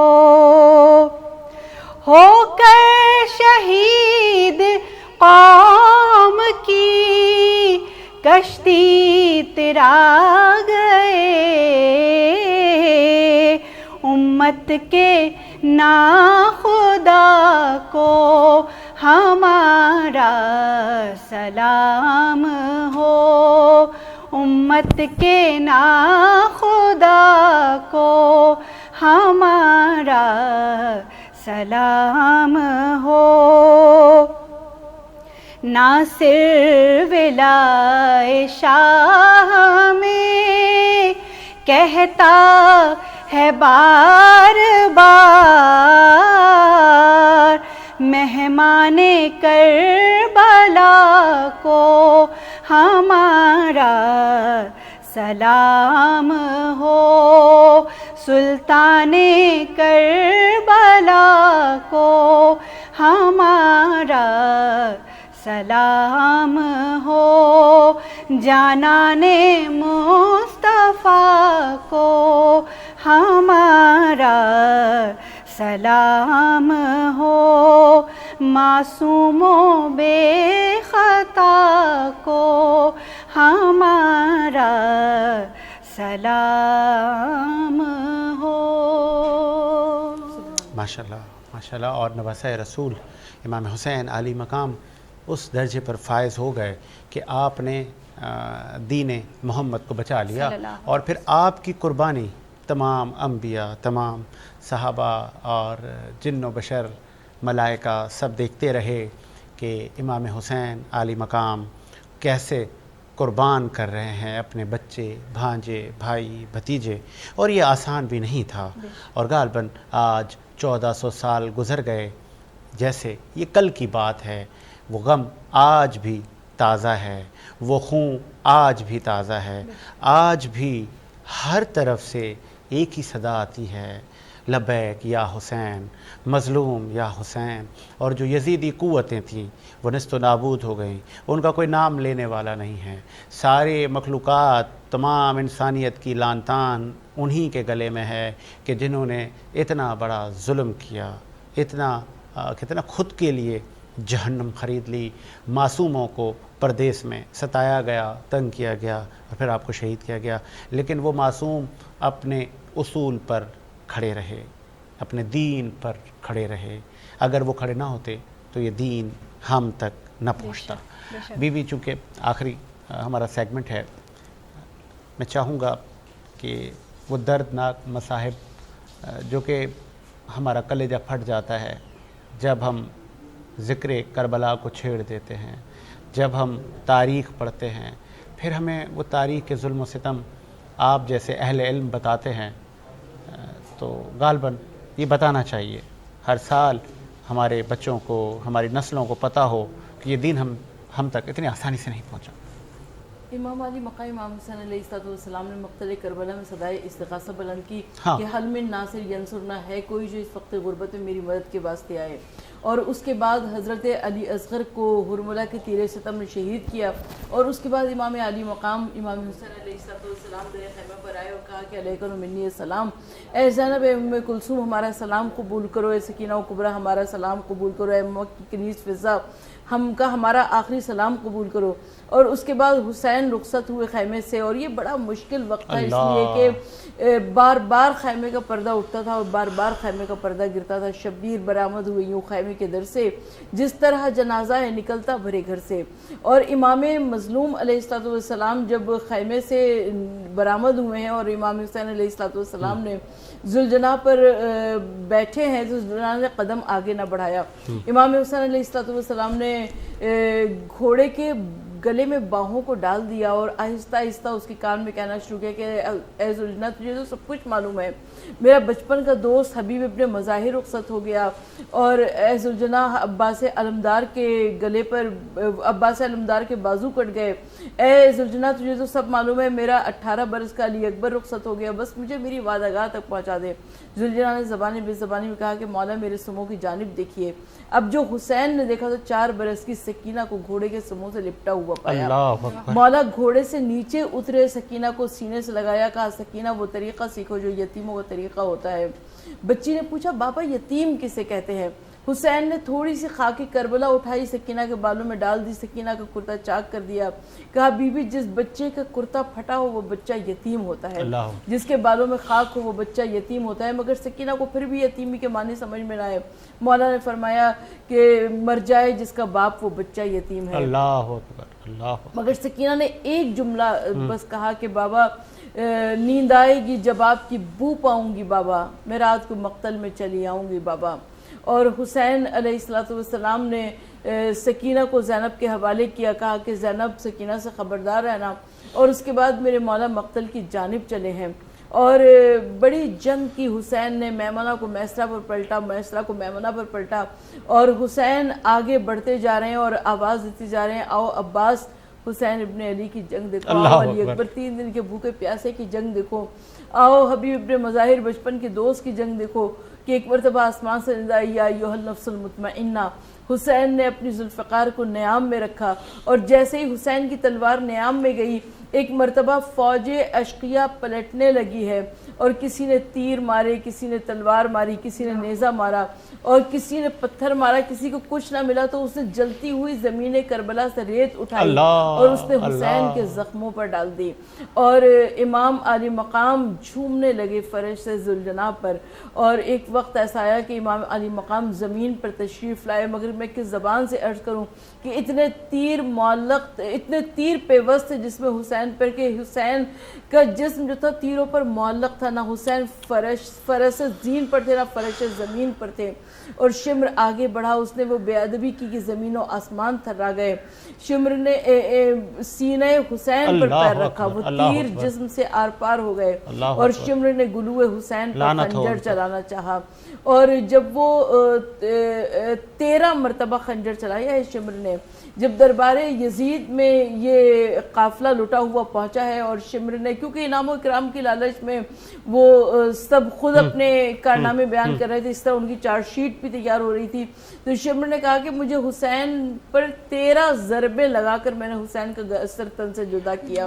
تو یزید کہتا ہے کہ حسین کا اتنا پیاسا گلا تھا، تجھے 13 ضربیں کیوں لگانی پڑی؟ شمر نے کہا میں کیا کرتا، میں جب بھی گلو حسین پر خنجر چلانے لگتا کسی بیوی کے 2 ہاتھ آگے آ جاتے تھے کہ شمر خنجر نہ چلانا، میرا حسین 3 دن کا پیاسا ہے، اے شمر خنجر نہ چلانا، میرا بچہ صبح سے لاشوں پر لاشیں اٹھاتا رہا ہے۔ تو جناب امام حسین علیہ السلام مقتل کربلا میں شہید ہو گئے۔ قد قتل الحسین بکربلا کی صدا بلند ہوئی، قد ذبح الحسین بکربلا کی صدا بلند ہوئی، اور جناب سکینہ جو کہ در خیمہ پر انتظار میں کھڑی تھی، جناب زینب مصلی عبادت پر بیٹھی ہوئی تھی، اور جناب سکینہ کہہ رہی تھی کہ پروردگار میرے بابا کو خیریت سے لانا، اور بابا نہ آئے، بابا کا خون میں ڈوبا ہوا ذوالجناح آیا۔ سکینہ نے کہا کہ اے ذوالجناح میرے بابا کو کہاں رن میں چھوڑ آیا، اور اس وقت سکینہ کی نظر نیزہ طویل پر پڑی، نیزہ طویل پر جس پر سر حسین بلند تھا، اور ندا آ رہی تھی، زمین کربلا میں ارتعاش تھا، زلزلہ تھا، اور ندا آ رہی تھی قد قتل الحسین بکربلا، قد ذبح الحسین بکربلا۔ بتائیں اتنا سب کچھ گزرا آل رسول پر، اور پھر وہ امتحان آپ پاس کر گئے، غالباً اذان علی اکبر ہوئی، آپ اس دنیا سے کوچ کر گئے۔ آج آپ کی وہ عظیم قربانی جس کو ہم 1400 سال گزرنے کے باوجود بھی ہم خراج تحسین پیش کر رہے ہیں، اور آپ نے وہ وعدہ وفا کیا کہ جو آپ نے بچپن میں کیا تھا، اور رسول اللہ نے تو کہا تھا کہ آپ اپنے بیٹوں کو لائیں، میں اپنے بیٹوں کو لاتا ہوں، اور غالباً یہ رسول اللہ کے ہی بیٹے تھے کہ جنہوں نے دین اسلام کو بچا لیا۔ کیا میسج دیں گی؟ واقعہ کربلا ہمیں حق و باطل کا درس دیتا ہے کہ ہم حق پر کھڑے ہو جائیں۔ بجائے 72 ہو گئے روشن، بجھایا ایک دیا شہنے 72 ہو گئے روشن، اندھیرا خود پریشاں ہے بجھا کیا تھا جلا کیا ہے۔ امام مظلوم نے مقتل کربلا میں کہا اپنے اصحاب کرام کو مخاطب کر کے کہ دیکھو آنے والوں کے لیے راستے بند ہیں، جانے والوں کے لیے راستے کھلے ہوئے ہیں، تم میں سے جس کا جی چاہے مجھے چھوڑ کر چلا جائے، میں اپنے نانا سے تمہاری ضمانت لیتا ہوں بخشش کی۔ اور جب چراغ خیمہ جلایا گیا تو ایک فرد بھی کم نہیں تھا۔ یہ بڑی استقامت کی بات تھی۔ اور امام عالی مقام نے شب عاشور وہ عظیم جملہ ارشاد فرمایا کہ جیسے اصحاب خدا نے مجھے دیے ویسے کسی کو نہ دیے۔ سبحان اللہ۔ آپا میں چاہوں گی چونکہ آپ یہاں موجود ہیں تو آپ کی موجودگی کا بھرپور فائدہ میں اٹھانا چاہوں گی۔ آپ یہ بیان کریں اور ہمیں گائیڈ کریں کہ بحیثیت ایک ماں، بحیثیت ماں ہمیں کون سے وہ اعمال اپنانے چاہیے کہ ہم اپنے بچوں کے دلوں میں عشق امام حسین اور کربلا کا عشق پیدا کریں۔ فی زمانہ اس کی بے حد ضرورت ہے، تو ایک ماں کو وہ کیا ایسے کام کرنے چاہیے؟ دیکھیں شہزادی کونین جناب سیدہ سلام اللہ علیہ جو ہے وہ قربہ سے مودت ہم سب کے اوپر واجب ہے۔ تو قربہ سے مودت جب واجب ہے تو شہزادی کونین سلام اللہ علیہ کے در کی ہم لوگ اگر سنت پر عمل کریں اور تعصی کریں، چاہے تو خفیزات کو یزدان بنا دے اور آنگن میں ہوئی بات کو قرآن بنا دے، حبشی کو کبھی واقف سبحان بنا دے اور دربان پہ راضی ہو تو سلمان بنا دے، حسنین کو توحید کا عکاس بنا دے، یہ جس کو دعا دے اسے عباس بنا دے۔ ہماری تربیت کچھ ایسی ہونی چاہیے کہ ہم شہزادی کونین کے گھرانے کی محبت کو اپنے بچوں کے دل میں ڈالیں، اور اس کے لیے ایک بہترین صورت ماں کی بھی ہے اور ایک بہترین صورت باپ کی بھی ہے۔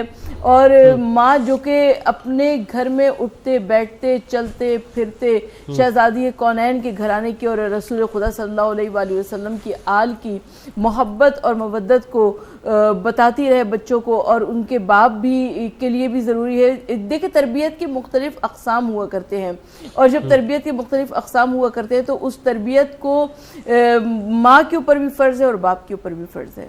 بالکل بالکل، دونوں کے اوپر فرض ہے، اور گھر کا ماحول بھی ایسا ہونا چاہیے میرے خیال سے شروع دن سے ہی، کیونکہ ہم دیکھتے ہیں کہ جو مائیں گھر میں خود نماز پڑھتی ہیں ان کا 2 سال یا 2.5 سال کا بچہ بھی برابر میں جانماز بچھا کے کھڑا ہو جاتا ہے، چاہے اسے نماز ادا کرنی آتی ہو یا نہیں۔ اور جو والد حضرات مسجد جاتے ہیں تو بچے شوق میں ان کے ساتھ لازمی طور پر مسجد جاتے ہیں چاہے انہیں نماز ادا کرنی ہے۔ اور چونکہ ہم اختتام کی طرف جا رہے ہیں اور میں تو فائدہ سے پھر گزارش کروں گا، فائدہ چونکہ بہت اچھا کلام پڑھتی ہیں، ابھی بھی انہوں نے بہت اچھا سلام پڑھا، ایک جاتے جاتے ہم ان سے ایک اور ہمیں وہ نوحہ سناتی ہیں یا سلام پڑھتی ہیں تو پھر ہم اختتام کی طرف جائیں، اور ہمارا سلام ہو امام حسین عالی مقام پر، آپ کے خاندان پر، آپ کے صحابہ پر، آپ کے بچوں پر، بھتیجوں پر، بھانجوں پر، کہ اگر آپ دین کو نہ بچاتے تو ساجد بھی شاید مسلمان نہ ہوتا۔ اگر یہ پتہ چل جائے امت کو کہ یہ دین جب پناہ لیتا ہے امام حسین کے پاس تو آپ اس کو پناہ دیتے ہیں، آپ کہتے ہیں حسین جان دے گا لیکن دین کو بچا لے گا، تو یہ آپ کا ہم پر احسان ہے حسین کہ آپ نے ہمارے دین کو بچا لیا، آپ نے نبی کریم صلی اللہ علیہ وآلہ وسلم کی قربانی کو بچا لیا، آپ نے علی المرتضیٰ مولا کائنات شیر خدا کی قربانی کو بچا لیا، آپ کے والدین، آپ کی اجداد نے جو دین اسلام کے لیے قربانیاں دی تھی، آپ نے ان کے ساتھ شانہ بشانہ کھڑے ہو کے بتا دیا کہ اگر اب یہ دین حسین کے کندھوں پر آ چکا ہے، اگر یہ دین حسین کی قربانی مانگتا ہے تو یہ بھی مولا کائنات حضرت علی المرتضیٰ کی طرح قربانی دے گا اور دین کو بچا لے گا۔ بے شک۔ میں آخر میں سلام پیش کرنا چاہوں گی۔ جن کو دھوکے سے کوفہ بلایا گیا، جن کو دھوکے سے کوفہ بلایا گیا، جن کو بیٹھے بٹھائے ستایا گیا، جن کے بچوں کو پیاسا رلایا گیا، جن کی گردن پہ خنجر چلایا گیا، اس حسین ابن حیدر پہ لاکھوں سلام، السلام یا حسین، السلام یا حسین، السلام یا حسین، السلام یا حسین۔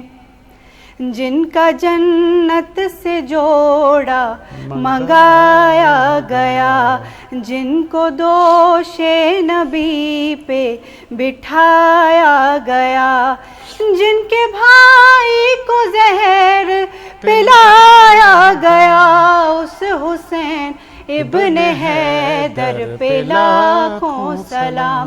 میرے حسین تجھے سلام، میرے حسین تجھے سلام۔ السلام یا حسین، السلام یا حسین، السلام یا حسین، السلام یا حسین۔ جس نے حق کربلا کا ادا کر دیا، اپنے نانا کا وعدہ وفا کر دیا، گھر کا گھر سب سپرد خدا کر دیا، اس حسین ابن حیدر پہ لاکھوں سلام۔ السلام یا حسین، السلام یا حسین، السلام یا حسین، السلام یا حسین۔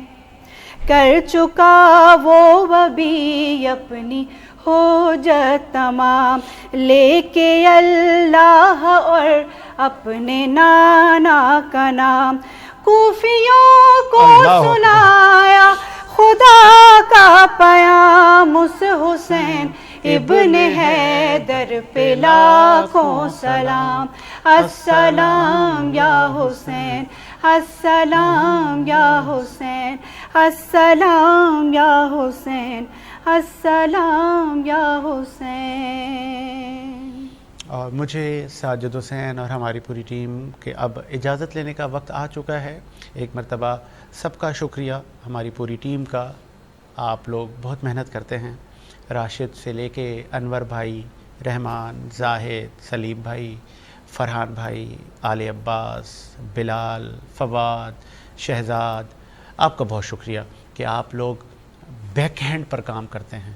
اب اگر آپ نہ کام کریں تو غالباً اتنا آسان نہ ہو یہ بیک ٹو بیک پروگرام کرنا، اور نہ صرف انسان بلکہ کل کائنات ملائکہ کا حسین ابن علی پر سلام۔ اور غالباً ہر آنکھ اشک بار ہے، ہر کوئی اس غم میں مبتلا ہے جو کہ نواسہ رسول پر یہ قیامت گزری آپ کے گھر پر، اور آپ کے خانوادے نے جس طرح قربانی دی اور تاریخ رقم کر دی، رہتی دنیا تک آپ کے اصول، آپ کی قربانی بیان ہوتی رہے گی۔ ہم چلے جائیں گے، ہماری نسلیں بھی بیان کرتی رہیں گی، اور آپ کا یہ غم قیامت تک غالباً چلتا رہے گا۔ اسی جوہ جلال سے آپ پر رونے والے اسی طرح روتے رہیں گے، آپ پر مصائب پڑھیں گے، آپ کی فضیلتیں امت کو بتائیں گے، اور جو فضیلتیں، جو احادیث آپ کے لیے آئیں، بہت سارے لوگوں نے کوشش کی کہ آپ کی فضیلت کو چھپایا جا سکے، لیکن جس کو اللہ تعالیٰ عزت دے اس کی عزت کون روک سکتا ہے۔ اسی امید کے ساتھ میرا ملک شاد و آباد رہے۔ مجھے ساجد حسین کی اجازت دی، اللہ حافظ۔ حسین پہ رونا میرے نبی کی سنت، آپ تو ان کی شہادت سے پہلے رو رہے ہیں۔ وہ آنکھ ہی کیا جو آل رسول کے مصائب پہ نہ روئے، وہ کیا آنکھ ہے، وہ کیا ایمان ہے، وہ کیا انسان ہے۔ ام سلمہ سے آپ نے فرمایا، ام سلمہ آج ایک فرشتہ ملنے آ رہا ہے، بہت خاص، کسی کو اندر نہیں آنے دینا۔ بس ام سلمہ پیرے پہ کھڑی ہو، تھوڑی دیر کے بعد اندر سے میرے نبی کے زور زور سے رونے کی آواز آئی۔ ام سلمہ رہ نہ سکی، بھاگ کے اندر گئیں تو آپ نے کیا دیکھا؟ آپ نے حسین کو یوں سینے سے چمٹایا ہوا، بلک بلک سسک سسک کر رو رہے، آپ کے آنسو آپ کے رخسار اور داڑھی پر اتر کر رہے۔ ام سلمہ نے کہا، میرے ماں باپ قربان یا رسول اللہ، کیا ہوا؟ آپ ایسے تڑپ کے کیوں رو رہے ہیں؟ تو آپ نے روتی آواز میں کہا، بہتے آنسوؤں کے ساتھ، کپ کپاتے بدن کے ساتھ، کہ ام سلمہ، یہ فرشتہ جو مجھے ملنے آیا تھا، یہ میرے بچے کو دیکھ کر کہہ رہا ہے کہ آپ کی امت اس بچے کو قتل کر دے گی۔ اور جہاں اس کا خون گرے گا وہ مٹی مجھے دکھائی ہے اس نے.